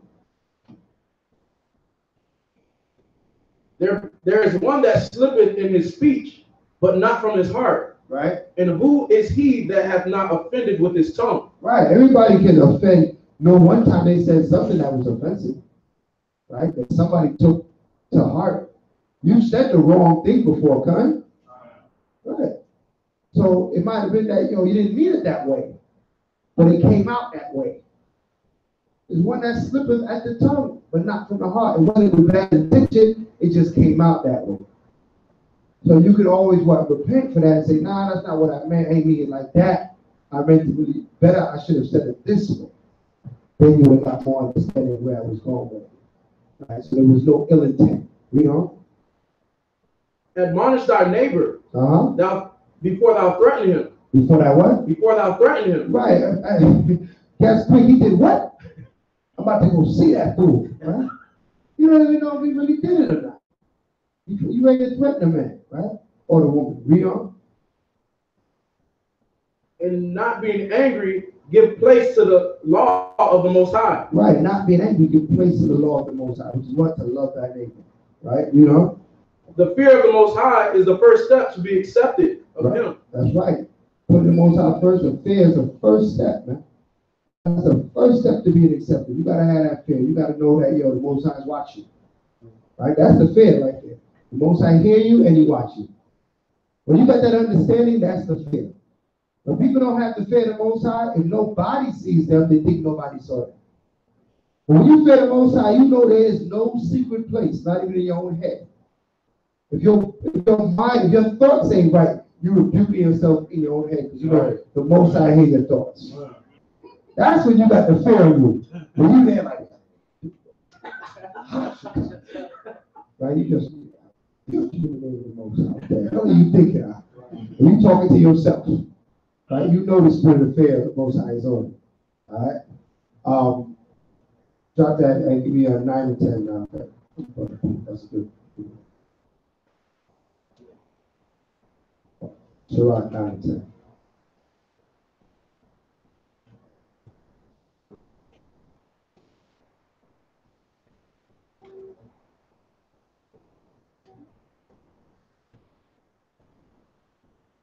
This is the book of Sirach, chapter 9, verse 10.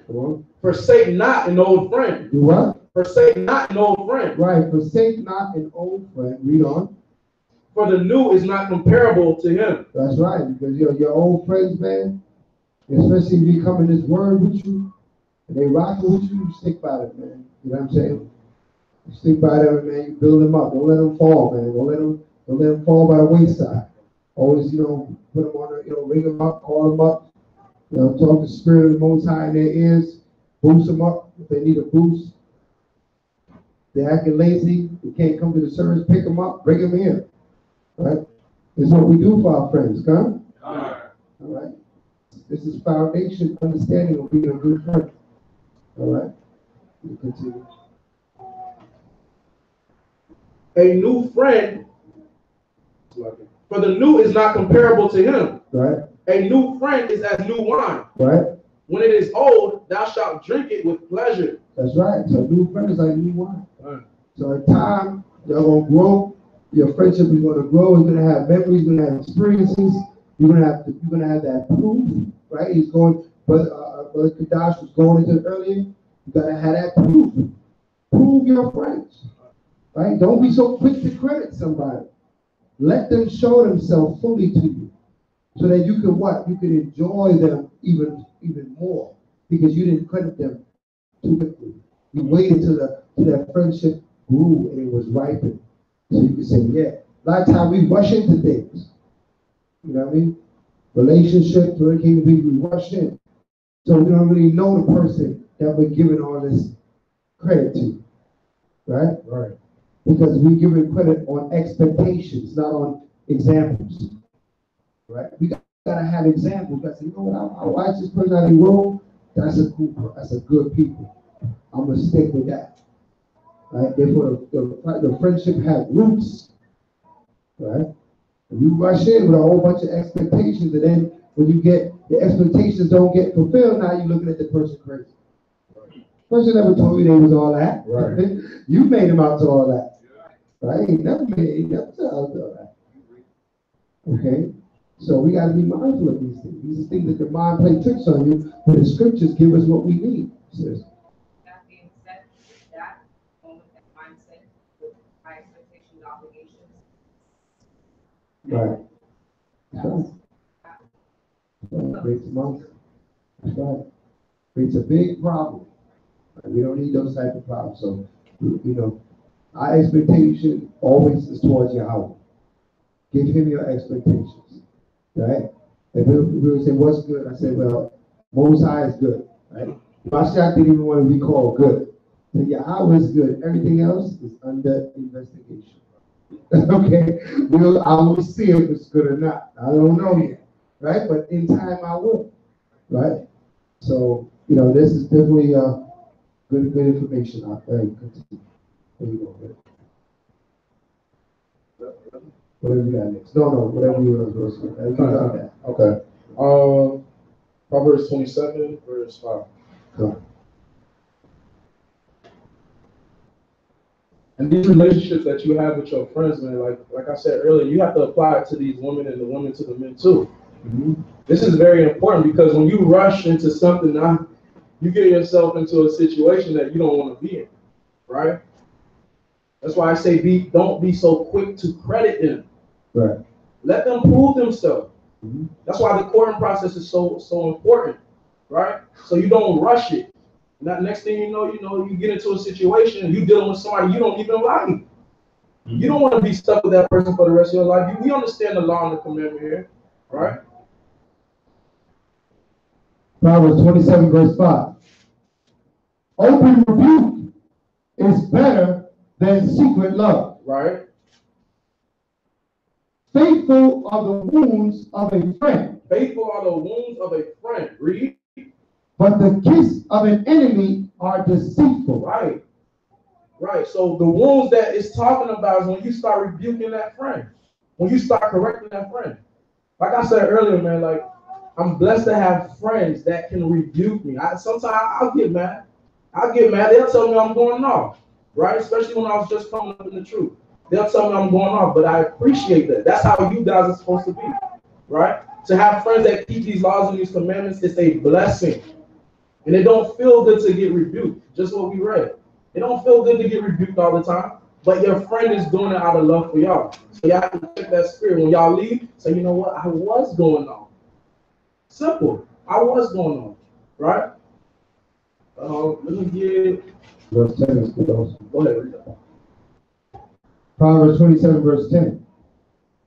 Thine own friend and thy father's friend forsake not. Right, so that's just like with the house of David, right? When Jonathan said he's not going to forsake the house of David. Right. He respects everybody in his generation and everybody in his house, right? That's what a real friend does. He loved him that much where he respects everybody, right? Read on.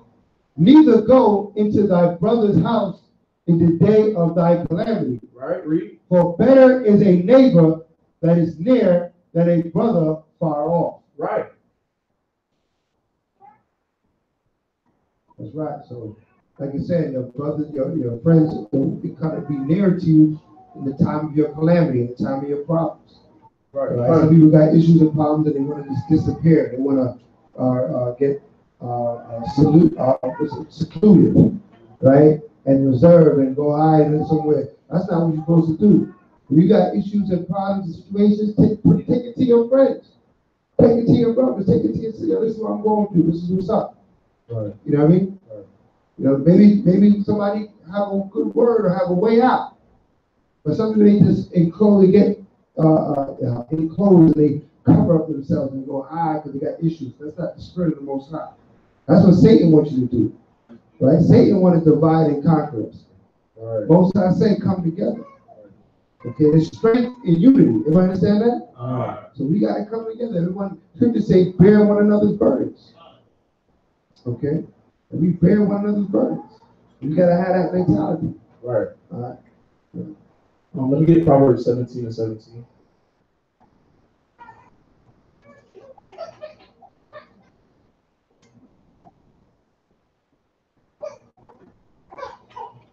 Proverbs 17, verse 17. Mm-hmm. A friend loveth at all times. Right. A friend loveth at all times. Whether you up or down. Whether you up or down, your friend is supposed to love you. You're supposed to love your friend, whether your friend is doing bad or good. We just read earlier where you're supposed to pick your friend up when they fall. You know, you're not going to be doing good your whole life. Your friend not going to be doing good their whole life. There's going to be a time period where the Most High afflict them. And you got to be there for the Most High. I mean, for your friends. Just like Job's friends. They sat down 7 days and 7 nights just to mourn with him, and they didn't say a word to him. Right. Right? Read on. And a brother is born for adversity. Right. Your that's a brother right there. And a sister too.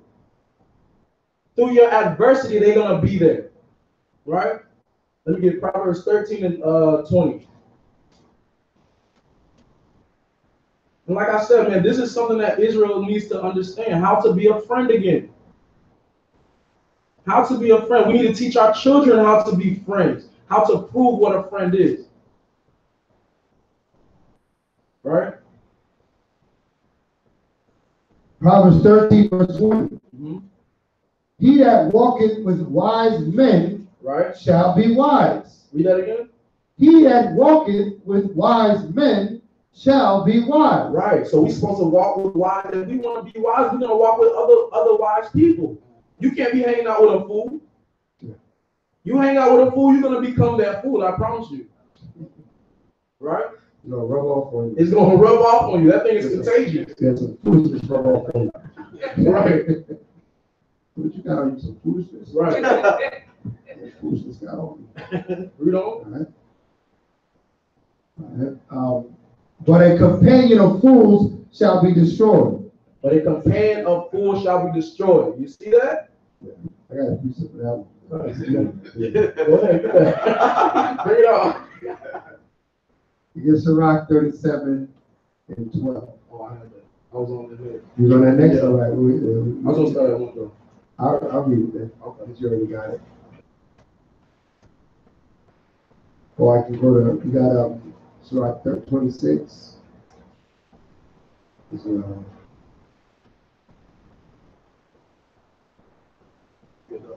About being around the foolish.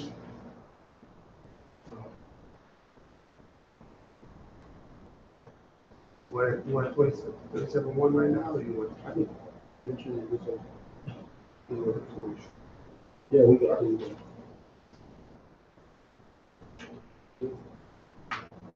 27:13, 27:11. So 11. This is the book of Sirach, chapter 27, verse 11. The discourse of a godly man is always with wisdom, but a fool changeth as the moon. Right, so the scriptures say you can be wise, amongst the wise, you become wise. Why? Because the discourse of a godly man is always with wisdom. Meaning what they talk about. They're always talking some wisdom. So you're going to be hearing that wisdom. You're going to be receiving that wisdom. Next thing you know, you're speaking wisdom too. Right. Gosh.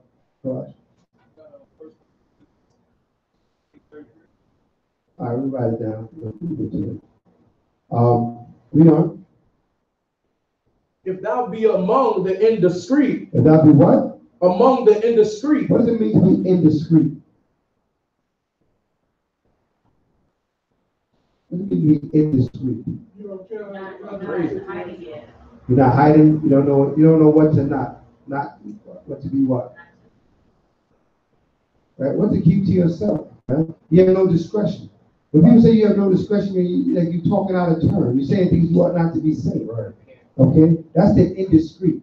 Right? You speaking away things that you should not be speaking.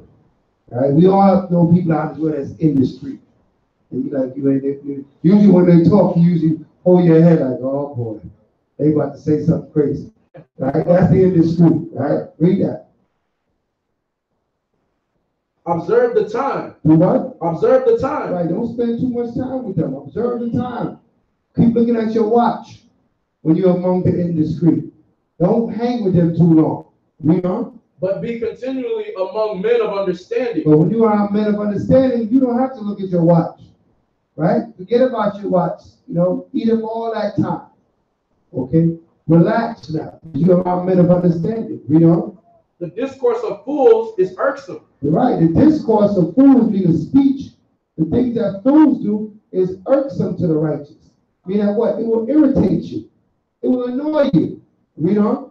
And their sport is in the wantonness of sin. Right. And their sport is in the wantonness of sin. Meaning they always want to do some other wickedness. They in the midst of wickedness looking to do some other wickedness. Right.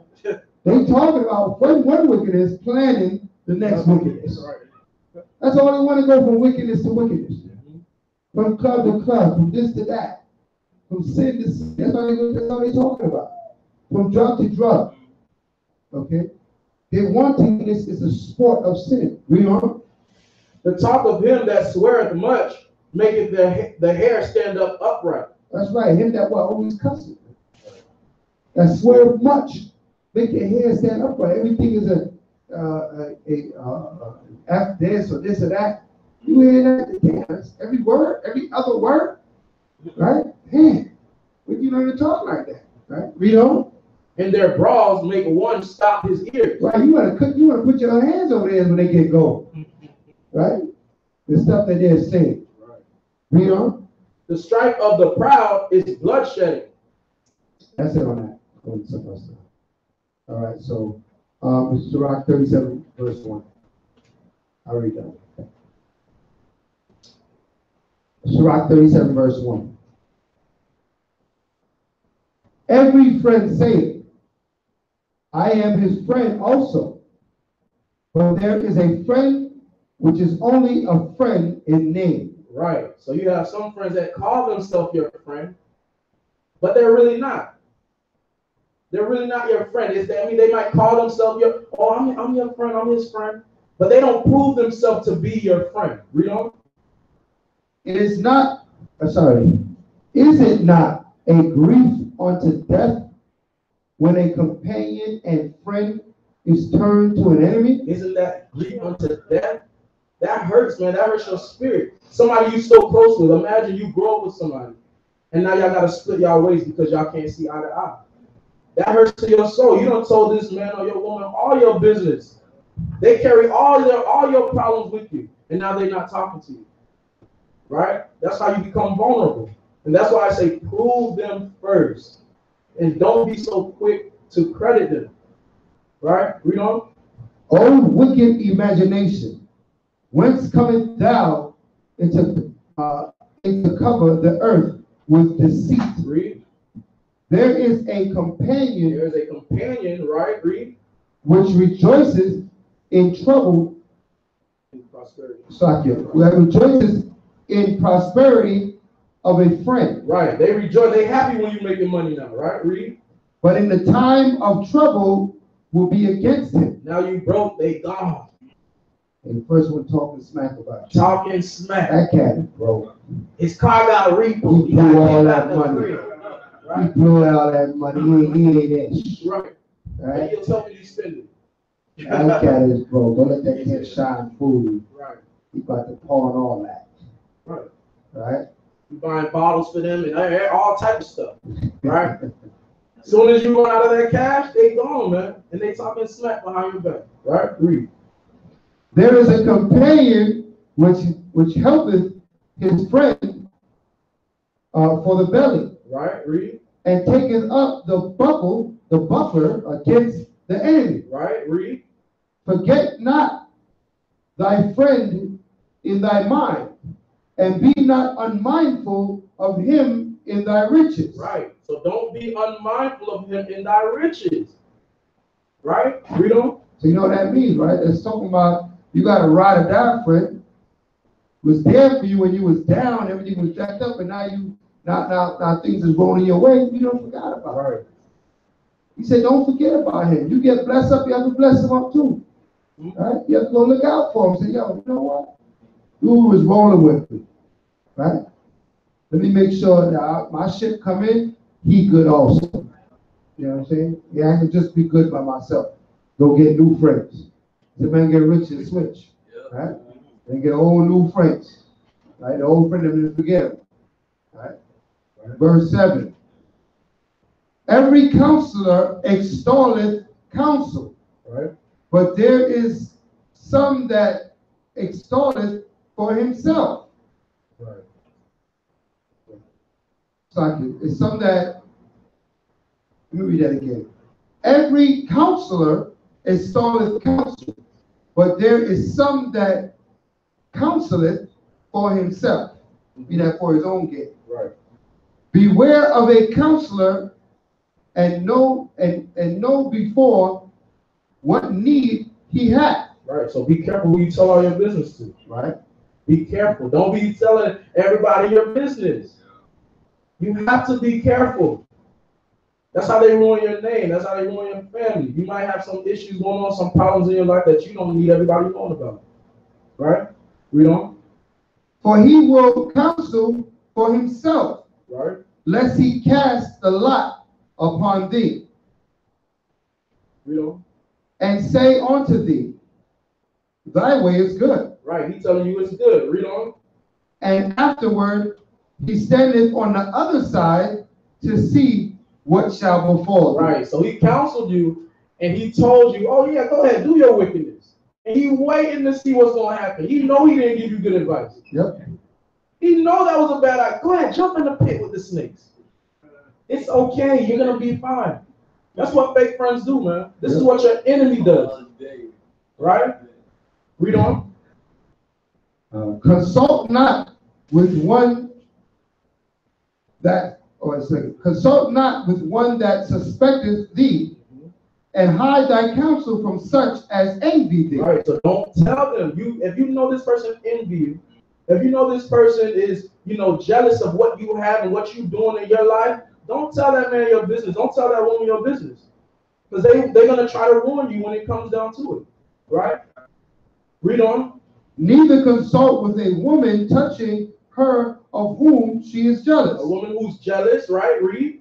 Neither with a coward in matters of war. Don't talk to someone who's afraid to fight in this war or this spiritual battle about what you're going through.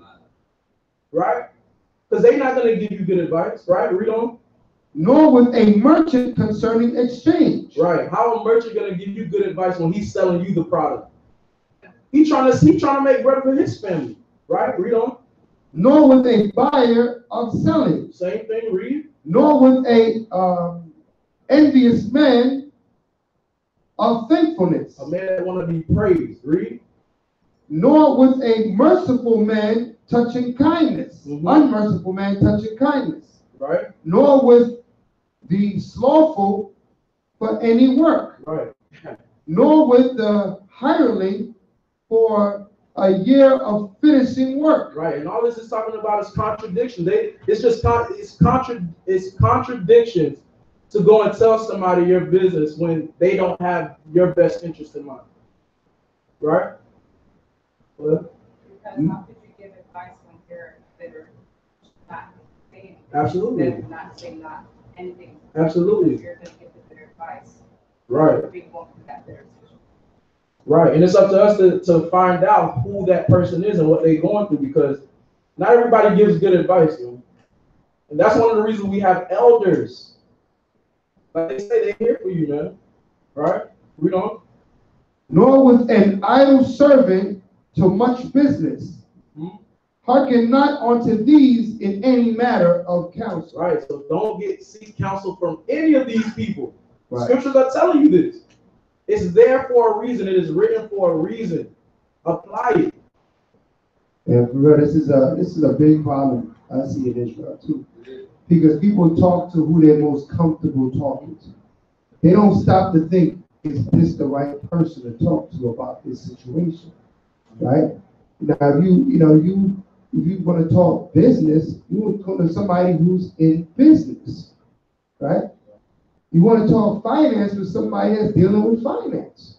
You don't go to talk to somebody that got no finance about finance. What idea, what counsel will they give you? Right? You want to talk to a singular person, right, about family and about marriage. They have no idea about family and marriage. Have never experienced family and marriage. Right. Right? But you're comfortable with this person. I talk to that person about everything. And you could talk to them, but you got to be mindful. Don't look for that advice. because they don't know. They don't have that experience. It's common sense. When you go to school, a teacher, right? That teacher is supposed to be what? A master at this subject. Therefore, you can put yourself under that person's masteries and say, teach me of what you know. But if the person don't know, you want somebody to give you counsel on right from wrong, and they don't know then one scripture. Right. Chances are you might get led astray, right? Right. Because our right from wrong is determined by what Yahweh said. Come, Right. everybody's right from wrong is not determined by that. Okay, but our right from wrong, our good from evil, is all depending on what the scriptures say. Okay, so this is very important. Right? This lesson here in this part of the verses, these verses we just went over, is to give you clear instruction on how to find good help, good advice. Okay? Right? So you want to be mindful of this. All right? I hear it all the time. Well, yeah, did you see counsel? Yeah, I spoke to such and such. And I'm like, well, what would you speak to that person for? There's nothing wrong with that person, but they have no idea of what you're going through. They have not this experience. If someone comes to me with something that I don't have the experience, I give them a word that according to scripture. But as for experience, I got to say it to somebody that knows. I don't know. You know what I mean? I never been there, never done it. You know, I ain't never dealt with that topic before. Right? You gotta admit that. Somebody brings something to you, you can give them scripture because the Most High dealt with everything. Right? But other than that, if you don't know, say you don't know. Right? This way you'll be able to what? Direct it to somebody that may know. Okay. Verse 12. But be continually with a righteous man, whom thou knowest to keep the commandments. Right. So that goes for the man and the woman, right? Even when you're in a relationship, you want to be continually with a woman who keeps these commandments, and the same thing with the woman, a man who keeps these commandments. Because if you're dealing with somebody that's living in the world and you keeping these commandments, y'all not gonna see eye to eye, man. They going off what they think in their mind, and we going off thus saith the Most High. They're gonna contradict each other. It don't sit well with each other. It's like oil and water. You know what I mean? Read on. Whose mind is according to thy mind, right, and will sorrow with thee if thou shalt miscarry. Right. So it's the same, like when you have friends, you gotta be compassionate with your friends. You have a like mind. When they fall off, you gotta be like, look, I know you fell off, but you gotta get back on your square. We gotta keep these commandments. We have a job to do. We have a job to do. We gotta get out of here, man. This is very important. Don't just sit and read and hear and listen, but apply it to your lives. It works. All right?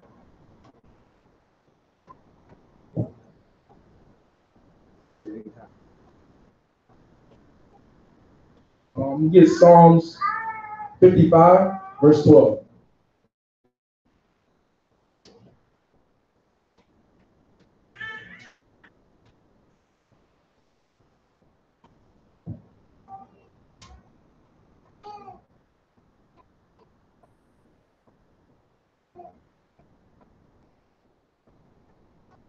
Psalm 55, verse 12. Psalms 55, verse 12. Psalm 55, verse 12. And it was not an enemy that reproached me. It was not an enemy that crossed him, right? Read. Then I could have borne it. If you know it was your enemy that did you wrong, you can bear that. You know they didn't like you from the beginning. You know they were against whatever you were doing, right? So you can bear that, right? Read.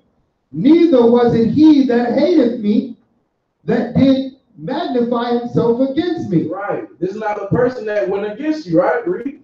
Then I would have hid myself from him. We could have prepared ourselves for what was coming, right? For somebody that don't like us and we know their intentions, we know what's coming. We're going to hide from them. We're going the opposite way. We're going to run the opposite way, right? Read.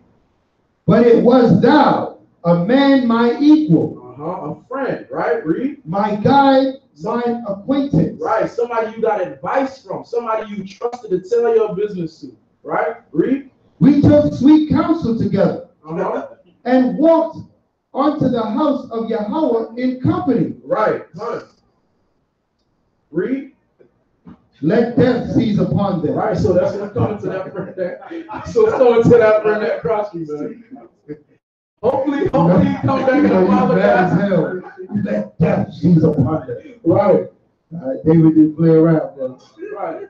Hopefully that friend come back and apologize and repent for what he's done. But you know, the Most High gonna look out for you. You keep these commandments. That's why the whole matter of, you know, the conclusion of the whole matter is keep the commandments. The Most High gonna look out for you. Like I was saying earlier, you get that friend and they not keeping commandments or whatever the deal is, right? And they just disappear. You wonder why they're gone. That's the Most High that did that. Let them go. Let them go. If they meant to be your friend, they're gonna come back in your life. Just pray on it, right? And we'll finish it with Ecclesiastes chapter 12. Ecclesiastes. Yeah, Ecclesiastes.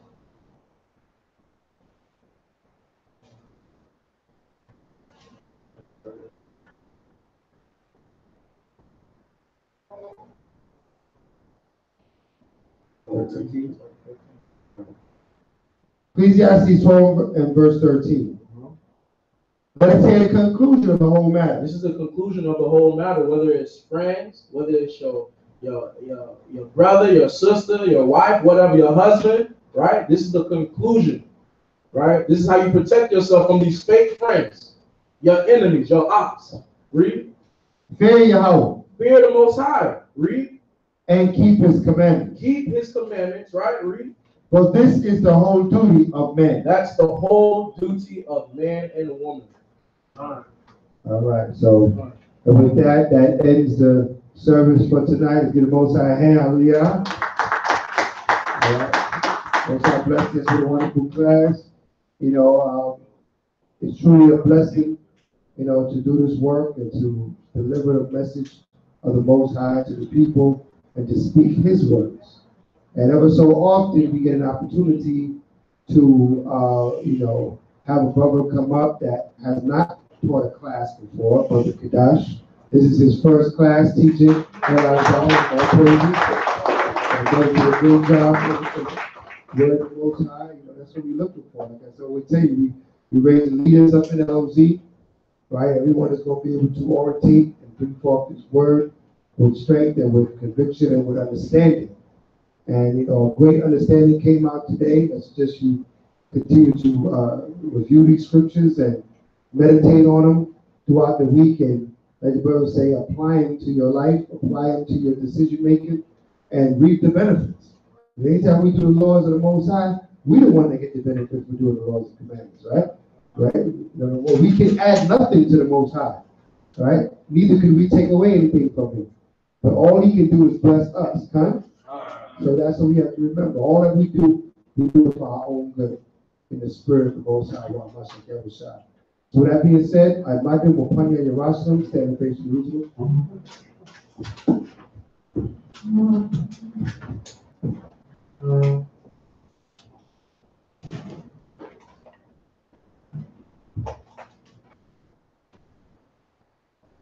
Listen to Masha Pula.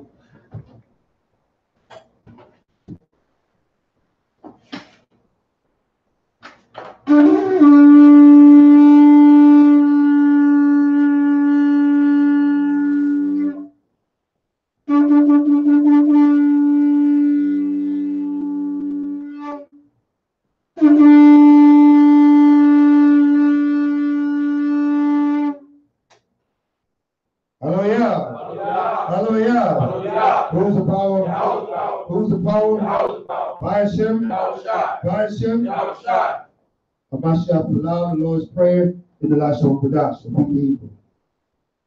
Aminau, Shabbat Shemayim, Kodash, Ayah, Shamka, Yahweh, Lakwatka, Kawa'ah, Ratazaka, Hayah, Aisha, Baharatazak, Ka, Bashemayim, Dalanoah, Lachon, Ho, Yawam, Wasalach, Yanawa, Kabawat, Yanawa, Kasalach, Yanawa.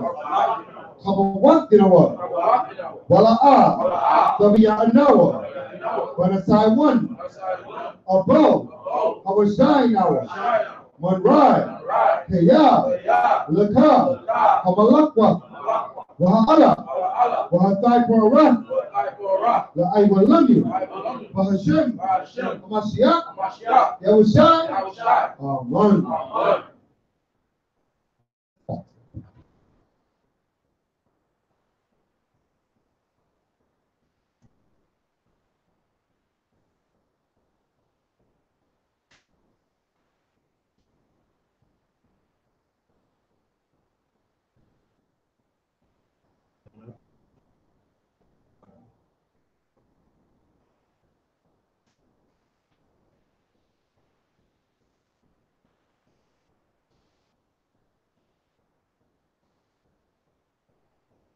Matthew chapter 6, verse 9.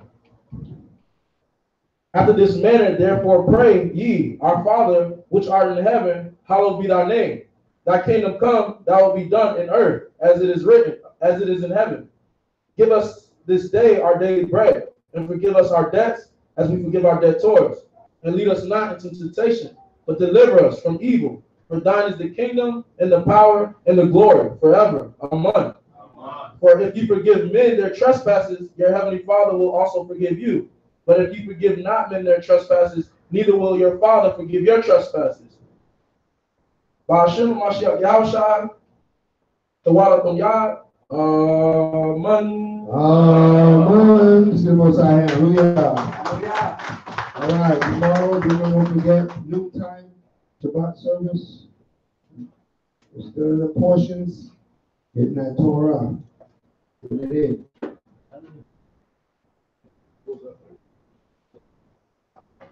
I think it's Been up there for a minute.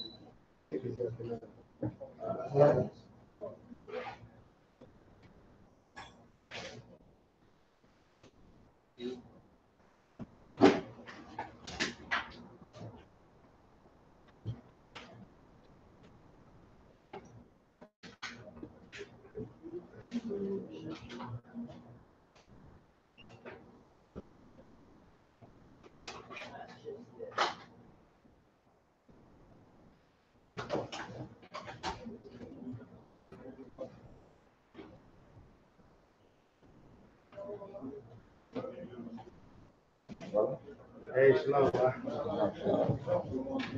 I'm not yet. I'm